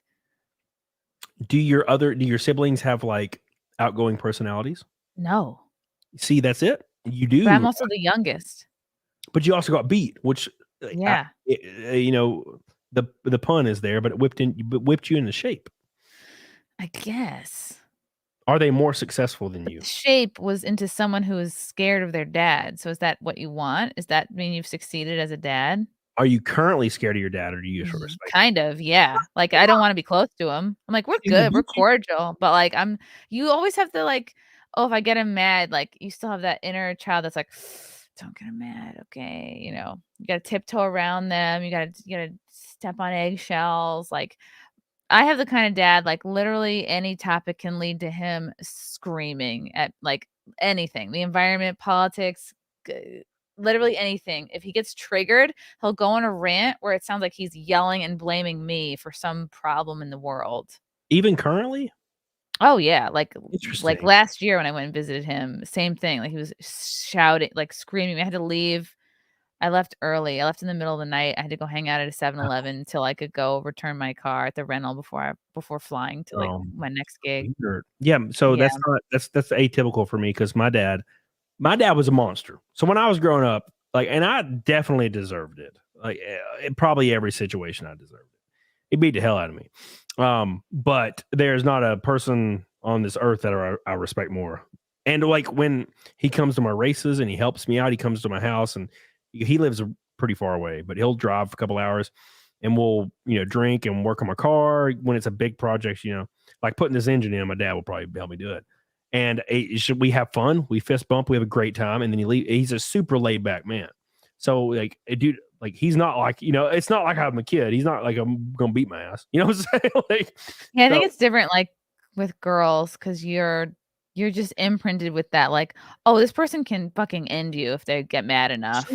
That's true. Now, do you look for a mate that's similar to your father, as the age-old adage goes? Women look. I think I have dated people that were similar, but my current person is the opposite.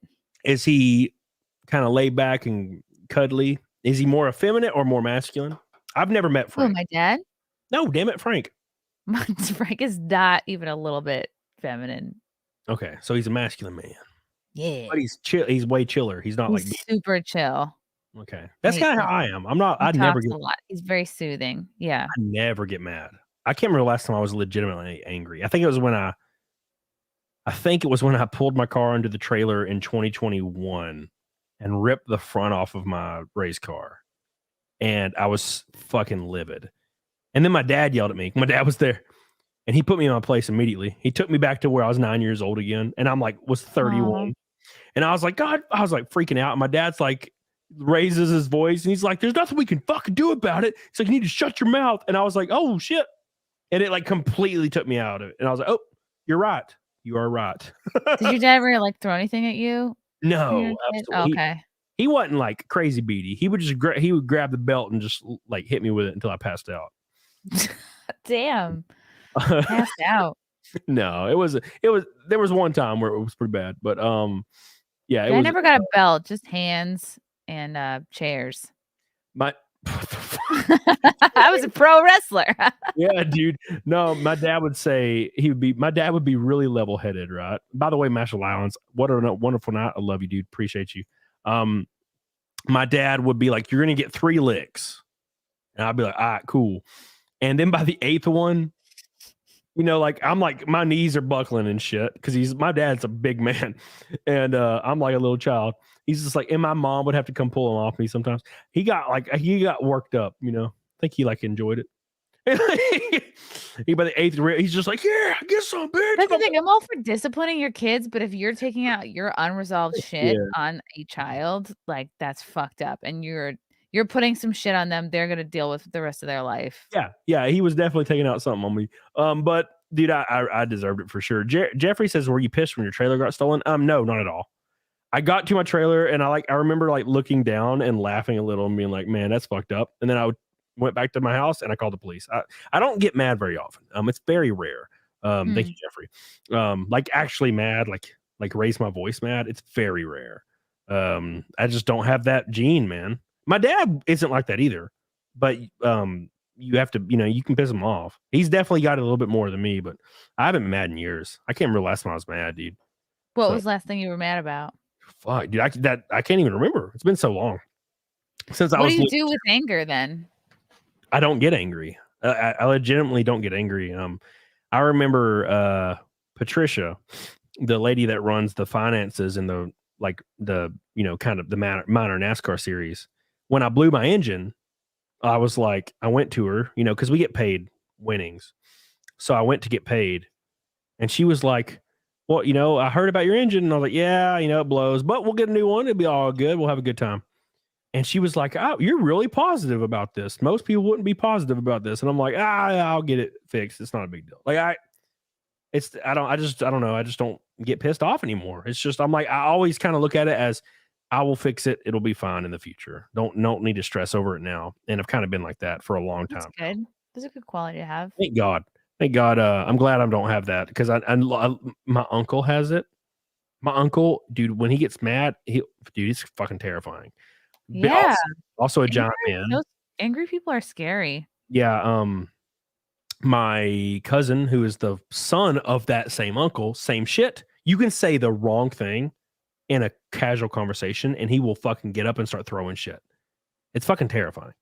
I've never understood that. I was at the Southeast Game Exchange doing a panel last year.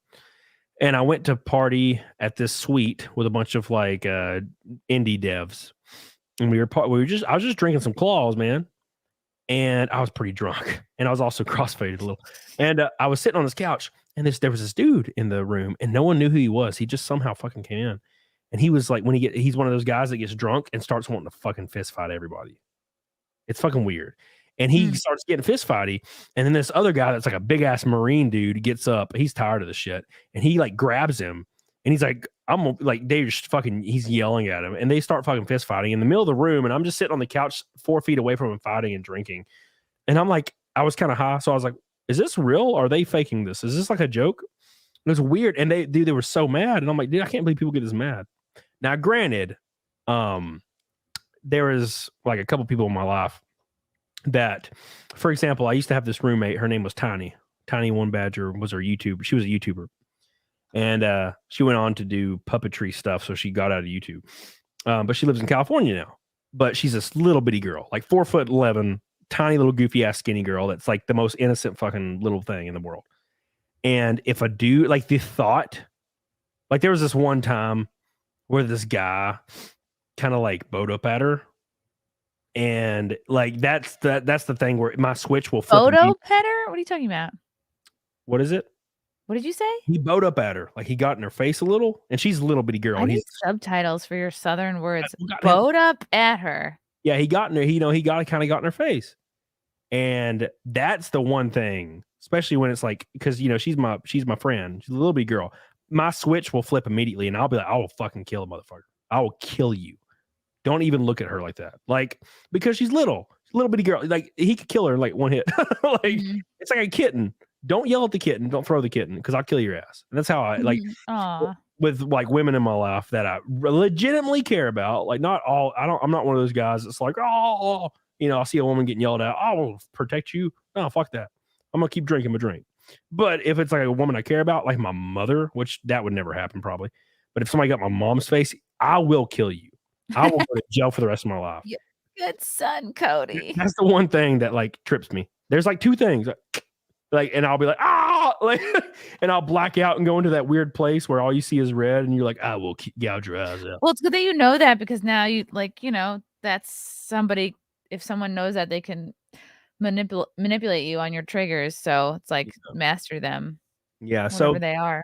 the good thing is, you know, Tiny lives in California now, so I can't protect her from anything, and she's married now, I think, or she's in a relationship. So like she got a dude. He's a big dude. He'll protect her. But like, it's just shit like that. Like, I would kill somebody. And that's how it is with women in my life. Man, you bow up at a woman. Okay, I'll give you a hypothetical. That Star Wars girl, Anna. We know we're good friends. We've known each other for years. And if I was at Matsuri and we were at the bar and some drunk dude bowed up at her, it would be bowed up at her, got in her face. What the fuck? How does one bow up? Is it like like a peacock? Like, keep in mind, Anna, you've met Anna, maybe. Have you met Anna? Oh yeah. She's a little bitty girl. If some dude at the bar, like, she maybe jumps in front of him on accident and he's drunk and he gets up and pushes her and he's like, you know, get the fuck out of my face, bitch. There will be zero hesitation. I will swing on that guy and immediately. It's hard as I'll fucking hit him as hard as I can. I don't care how big he is. Over just a disagreement, over a scuffle. Yeah, if he pushed Anna, yeah, I'd knock him out, 100%. It's just push you to the ground. I get, but like, people get pushed all the time. It doesn't necessarily mean a fight to break out. Legit, like come on, Camelot, you're white. You can do better than this. No, and like, yeah, it's just how I am. The smaller and more defenseless a girl is, the more I'm like, I will kill you, because how could you? But Anna's not defenseless. Like, she's pretty tough. She may be tough, but when a fucking 6'2" dude gets aggressive, she's fucked. I guess you have to like biology see the scenario. exists. I'm all for protecting people, but like, a mild disagreement doesn't always warrant a fist fight, because then that person can take you out potentially. It might not have been worth it. No, see, that's the thing, is when like, what I'm saying is, when I see red in that situation, none of that matters anymore. And I'm saying like a legit shove, like a fight shove. This dude like pushes Anna and she falls over. I am dying or he's dying. That's kind of how it is. And somebody said in the chat it's a Southern thing. Maybe it is. But I can't tolerate people hitting like women unwarrantedly. It like makes hitting or a push or a shove are different things. Well, if somebody aggressively pushes you to the ground and you fall over, like that's the same as like hitting somebody. In my mind, I got hit a lot, so maybe my hit tolerance is like really high. Now, I also hold the opinion that if a woman swings on a man, like, let's say you're at, like, a woman just gets pissy and she like punches the dude like closed fist in a bar, if he knocks her out, I'm in the corner drinking. Like, you fucking stepped into this. You're not involved. Right. You have at it. You shouldn't have done that. That was a dumbass. That's called not being self perseverance. Preservation. Yeah, self-preservation. You ain't following that rule. Like, and you know, that's what I'm saying. But if it's unwarranted, a guy just like slaps a girl, pushes, and it's got to be somebody I know, like Anna or Tiny. Like, they push her down or slap her or something. Yeah, I'll fucking go through the crowd and start like killing somebody. And I don't know what it is. It's something I can't control. It's just how it is. To be honest, I would go warrior with Cody at my 6 trust. Thank you, Helena. I appreciate that. But that never happens, so we're good. Like, it hasn't happened ever. This guy got in my like ex-wife's face a little bit, and I like bowed up and came across the counter because it was in one of my stores, and I was way bigger than this dude, and I was like, evil threat. I was real mad, and he fucking like crumbled like a leaf, and he diffused it. He diffused it immediately because he crumbled and was like, dude, I'm so sorry. And I was like, oh, okay, cool. Well, you get the fuck out of my store, you know. But if he would have got even more like authority, yeah, I'd went ham. I'm too busy clapping cheeks to get angry, Chrissy. Hell yeah, I agree with that. What's up, Grifty? All right, I'm doing Next Snake. Then we're gonna move to locals. But before we do that, we're 60 likes away from goal. I need you guys in chat to stop being bitches. All right, stop. Why are you being a bitch right now? It's weird. I don't understand it. Wouldn't it be funny if some people just took away their like? I've seen it. I remember. You know what? I want to see 20 less likes. It's funny. Everybody go unlike this stream. I've seen people. I've got to like like a 400 lot goal and get to 399, and I'm like, oh, we're one away, and then it's like 398, 397. I'm like, you fucking bitch. All right, let's do Naked Snake, and then we're gonna get the hell out of here. I'm sorry for keeping you so long. Well, it's only 2.5 hours. Shit, I know how long these simcasts last. I'll watch it. How long do they last? Like 4 or 5 hours, man. Sometimes. But I always join, and you guys are talking about like makeup and shit. Really? I'm like, I can't watch this shit. You're like, and you guys always compliment each other too much. It's a woman thing. I get it. Really? Okay. Yeah, you're like, oh my god, I love your hair like that. Oh my god, I love your lipstick. I'm like, fuck it. But then we move on. No, you don't. You do it for like 30 minutes straight. You literally for an hour straight are talking about your sick bod and you're banging all these chicks, and I go, oh, I'm getting so lucky. Everyone's sucking my dick. I never said those words. And also, I have to describe the story accurately, Chrissy. Okay. Can't lie, right? Can't lie about how many loads I be dumping in these bitches. All right, I'm gonna do next thing, and then we're gonna get the fuck off here. Yeah. Let's do it real quick. You're staying for this, right, Chrissy? For what? 2.5 minutes of Naked Snake. I could handle 2.5 minutes. No. That's what she said. Right, okay. All right, we're gonna do it, and then we'll get the hell off. And we're gonna go to locals after this. Lock the damn show, you bitches. Stop being bitches. Right. What have I become, my sweetest friend? All right. 148 streams in a row of Naked Snake. That is quite the damn record. 2 away from 150. May of 2022 is the last time we didn't hit Naked Snake. We missed Fight Milk, bro. We were 190 away from Fight Milk. Let's go. I'm gonna pop my headset off for a minute, so if you talk, I can't hear you. Because I gotta put my bandana on. What song is this? Listen how soothing it is. With darkness and silence. Who's singing this? Your mom?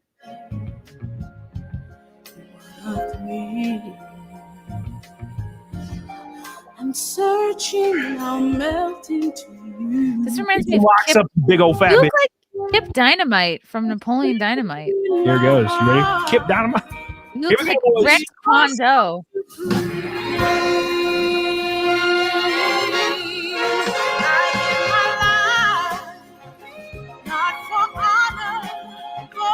Oh, yeah.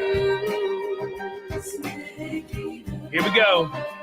In my time, there be nobody else. Yeah. Crying, it's the way I fly to you. Oh yeah, I'm still in a dream, snake eater. Oh my God, look at that one. Someday you'll go away. Someday you'll be on a tree frog. I feel like I'm being a supportive aunt. The trial. Is this doing it for you? Look how awkward Chrissy is. Yeah, I'm about to slide out of this chair. I'm about to slide all the way out of the room. Yeah. My God. Well, the beard works though. Look at it. This is like 3 months of work. Oh wow. Yes. Oh my God. I can twist it. Oh my God. Oh wow, you can work in a circus now. Oh my God. Yes. Barnles and Bailey's. He's a are where it's traveling at. musician. Thank you guys. I appreciate you. I love you. It's the way I fly to you. Get the hell on it, dog. You guys are going to hell. We're still on a stream. I'm still in a dream, snake eater. Oh my God, boys. 148 in a row. Mr. Schmag, Helena, Tony Strong. Appreciate you guys. The final titty dance before we're done today. Here we go.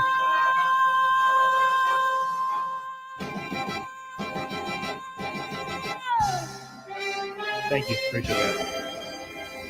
Bartles and Bailey's. What is it called? If you were in a James Bond movie, the title would be The Spy Who Gayed Me. God, could you imagine a redneck 007? That's a great idea. It is.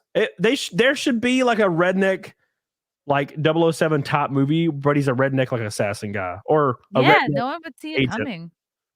Yeah, dude, and you like infiltrate trailer parks and shit. Dun, dun, dun, dun, dun, dun, dun. It's And like then, with banjos, DVRs. and you got to go bust the like meth operation The theme song to a banjo. That's funny. and like the cars he uses are from Mad Max. You got like He trains at Auschwitz. Yeah, I'm gonna make a Yeah. shirt. Gotta get the I'm gonna make Auschwitz. a merch shirt. Oh my god, no! I was thinking of a picture, but that'd be real fucked up if it was just like you, but it was like your head, but it was But, like, superimposed. gaunt, Yeah, 'cause then like I know I've really made gaunt. it. Yeah, that'd be Yeah. fucked up. That'd be real fucked up. The final solution for weight loss. Whew, goddamn, as a bomb joke. Let me go back. I want to look at it again. All right, let's see what it is. 414 likes. Goddamn. Let's see the quote tweets. 16, not bad, not bad.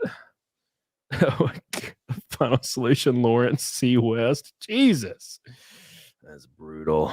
That's a brutal, man. Let's look at some more. I've been looking to lose some weight. Where do I sign up? I love the striped pajamas. We make everybody work out in striped pajamas. That's great. Workouts. I'm learning a lot of details about the Holocaust that I didn't know before. Yeah. Like I didn't know there's something a catchphrase about like hard work will set you free. Yeah. Yeah, it's wild. Why is that funny to me? I don't know, man. It's because it's like the no-go, right? It's It's like ridiculous. the more fucked up a joke is, the more it's funny, right? And So we're so far removed from it. It's like, God, if you're taking this personally, like you're trying to take it personally.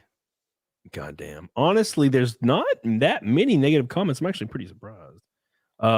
Usually the first wave are supporters, and then like tomorrow morning I'll wake up, I'll be on the fucking page of the Huffington Post. Oh, you know it's coming. Look how at it this one.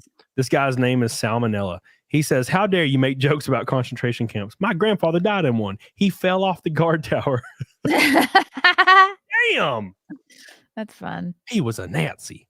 Dude, speaking of Nazi, so I was hanging I out did with not see that coming. It's Barnum and Bailey. Same thing. So I was hanging out with this girl, right, Chrissy? And she convinced me to What come a surprise. yeah. Well, that's what else I got in life.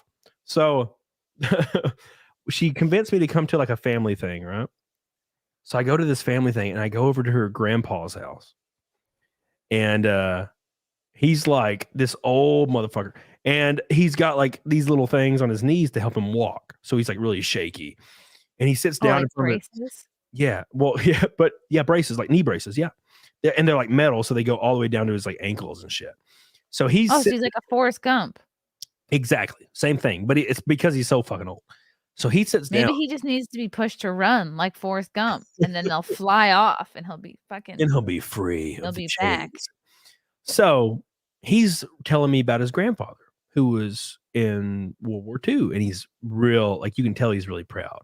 He's like, I love, or it was his dad. It was his dad. Sorry, his dad was in World War II. He's so proud. He's so like, my dad was a great man. He's a great man. He was like, he was in the German Air Force. And then we immigrated to Canada, where we lived the rest of his life. And then he went to Vietnam. And I was like, okay, cool. So he says, hey, to his wife. And he's like, show him my dad's medals, like his war medals. So his wife like hobbles over to the drawer and pulls out the World War II medals. And she hands them to me in like this fucking case, like this glass case. And all of them are swastikas. cool. He was a Nazi. And I was like, I saw that shit. And I was like, oh my, I like thought to myself, oh my God. And he was like, my dad, he was a great man. And I'm like, just looking at these swastikas. I'm like, yes. That's cool. It's like a real piece of history Yeah. And he's like, yeah. And then we just moved to Canada after the war. to get away from it all. And I guess he's fine now.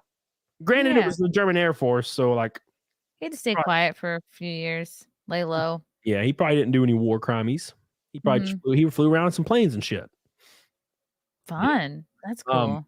Helena says, my grandma survived by hiding laying on train tracks. Wow. Damn. See, she couldn't have done that unless she was thin. So what do you, Helena? There's two different types. I can't do that. And I don't want to sound like ignorant as fuck, but there's like the Ashkenazi. Ashkenazi. Yeah, Ashkenazi, and then there's the other one. What is the other one? Orthodox. I don't know. There's I don't know. there's Hasidic, and there's like levels of how intense you are about it. Like, I think Hasidic is the most intense. I think Orthodox is when the women have to cover their hair with wigs, like only their husband can see their real hair. And it depends if you're kosher or not. Like some people are so hardcore with the kosher, they have to have completely separate, not only plates and utensils, but like a separate fucking kitchen for their kosher Jew utensils. Utensils. God damn it! I thought it was different lineage, like actual like races, sub races inside of like Jewish people. Like there's Ashkenazi was one that I can never pronounce it correctly. Somebody's saying Sephardic is another one. And the ethnic Yeah, group Sephardic. That's in one. Germany, which is ironic because it has not The seen. Sephardic ones have the most gas. God damn it! Sephardic? You're talking about genetics and sex. Yeah, that's what I'm saying. Yeah, genetics is what I'm saying. Because I have a friend who she's Jewish and she was telling me about it, and because she's Ashkenazi, and that's what you are, Helena, right? You're Ashkenazi. I'm right about that, right?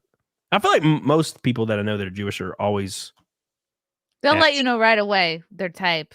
They're like Pokemon. They're like, I am a mega evolved super Jew. Super Jew. Super Ashkenazi. You hear the music. Yeah. Okay. Legendary status. Shiny. I am a shiny Jew in the wild. Catch me if you can. Oh fuck! Oh god! My grandpa helped Army Air Corps carpet bomb Germany. Damn, Cool. grandpa! I don't know what my grandpas did because one of them was Elvis, and the other one I don't know. My skip.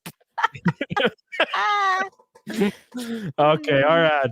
Enough of the Jewish jokes. Oh, that's too far. You were making pedo jokes before. I am Ashkenazi Jew. See, I already knew. See, I know stuff. Helena. More prone to breast cancer? How? Why? I don't know. I don't know. Could it be something to do with being Auschwitz? Because got bigger tits? Is that why? They do have giant Jewish titties. women have big knockers. What is up with the Ashkenazi women having them big old flippy boobies? Every one of them I know have these freaking boobies that you knock somebody out with. Self-defense. Helena has big ass boobies too. Genetics. Defend against the Germans. I mean, now I feel like, man, if I was look, I don't want to say things too crazy, but God, if I was like a big old titty Jewish lady, I'd have tried using that to my advantage. But look, dude, I mean, you are a big titted. You're basically the equivalent of a big titted man. I'd be in the attic and I'd be like, look, dude, just give me some food. Check this out. Like, just look at these, and you can touch them. You're a terrible woman. You can touch them. Please don't tell them I'm here. Oh. Yeah. I would be, dude, I would have a gaping fucking vagina. I would be sitting on bedposts and shit. God. Your vagina would be like old saloon doors. Like, it'd be like, ooh, wah, wah, wah. And you just hear like the swinging. Like, yeah. Hey, speaking of swinging, bitches, 25 likes away from 1K for the CHRISSIE MAYR stream. We've only hit 1K on a stream a couple times. So that's a big feat. Hit it right now before we move over to locals for a little while. Cody has bigger titties than me, confirmed. It's genetics.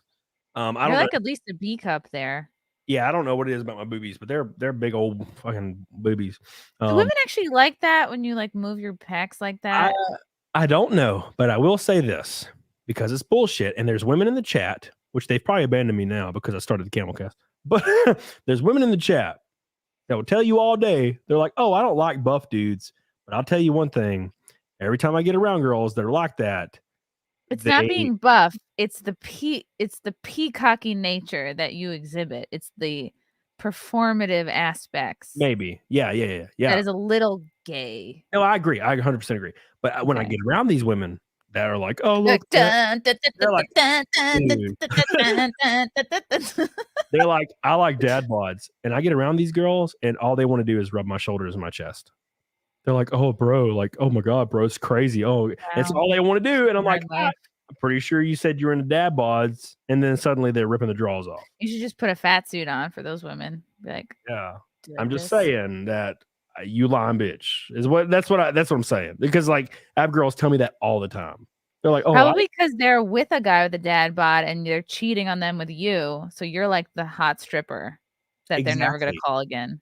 Exactly. It's that they're with the guy that's dad bought and they don't want to disenfranchise that dude. And there's nothing Right. wrong with that. But look, I will tell you, dude, if I was with a chick that wasn't in shape, I'll tell you in front of her that I love women that are in shape. You say I love mom bods. No one loves mom bods. No one loves.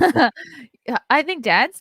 I mean, some people do. A mom bod could be not bad depending on what you do with it. It depends. It depends on where the fat is. But the issue is that guy that claims that I love her. Yeah, if he's in Vegas and a girl with those 2 lines on her core and is in great shape walks up to him and she's like, we should go up to your room.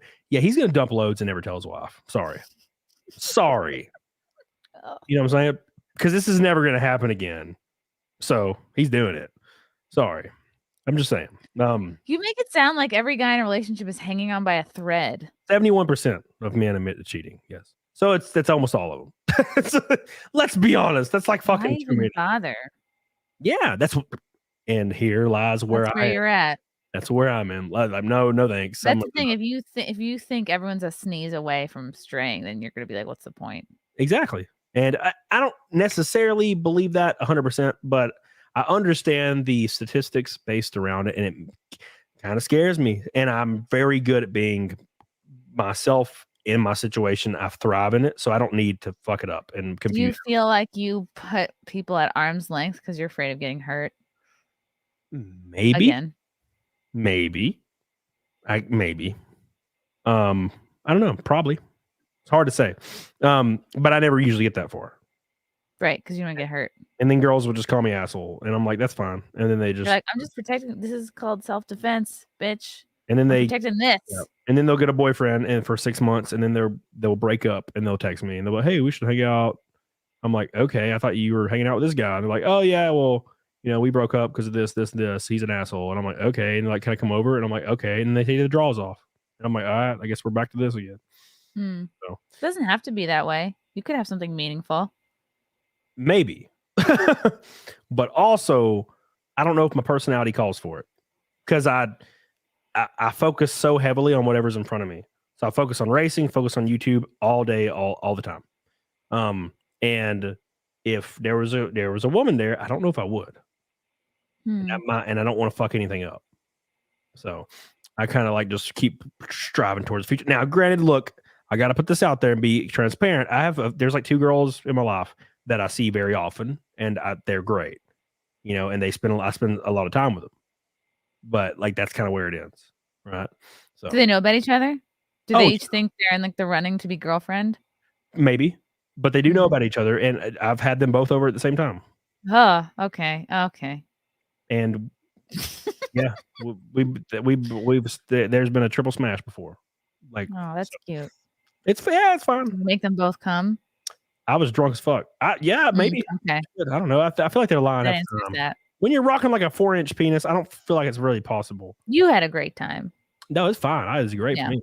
That's good. It was like my soul left my body. But like, yeah, I don't really. They're over here like, God, when's it our fucking turn? Yeah. No, they can just you go. Feel like you feel like the bass in a cheerleading squad. You're like, this is great. I'm helping everyone else out, but my fucking neck smells like a foot. That's what threesomes are. Yeah. Well, that's why you always bend over one of them, and then they go to lunch on the other one. A little bit of luncheon. But it's all just a show for you. That's true. Yeah. They're all doing it for me. They wouldn't be here if I wasn't here. Mm-hmm. So I think they're competitive. Like they're both trying to impress you because they ultimately want to be the chosen one. Yep. 100%. Yep, I agree. They wanted the chosen one, like Neo. Little do they realize that none of them will be, because that would ruin everything. No, thank you. They're doing the thing you said where they get to 1,000 likes and then they start taking their likes away. You bitches. Yes, everyone. Unlike this stream, if you care about me at all, no, stop. Take away your like. You bastards. How dare you? Real quick, let me make sure this is correct. Real quick, like before we move over to the locals, Post Gangs, it'll be on. It'll be live all night. We're going to raid John Malin, Mr. Post Gangs. I love this man. Give him some love in the chat. I will be in there as well. Phil Diaz is in there. The guy that we showed his comic, he will be in there as well. Give him some love. Say Camelot raid in the chat. Give him some love. I love you guys. I appreciate all your support always. I will keep the NASCAR updates coming. I'm looking at some engines, trying to get a little bit of funding available to do that. Selling shit. Selling some classic sealed games I still have. Get the hell on it, doggone it. I love you guys. I'll see you guys Wednesday with the show. Say bye, Chrissy. Bye.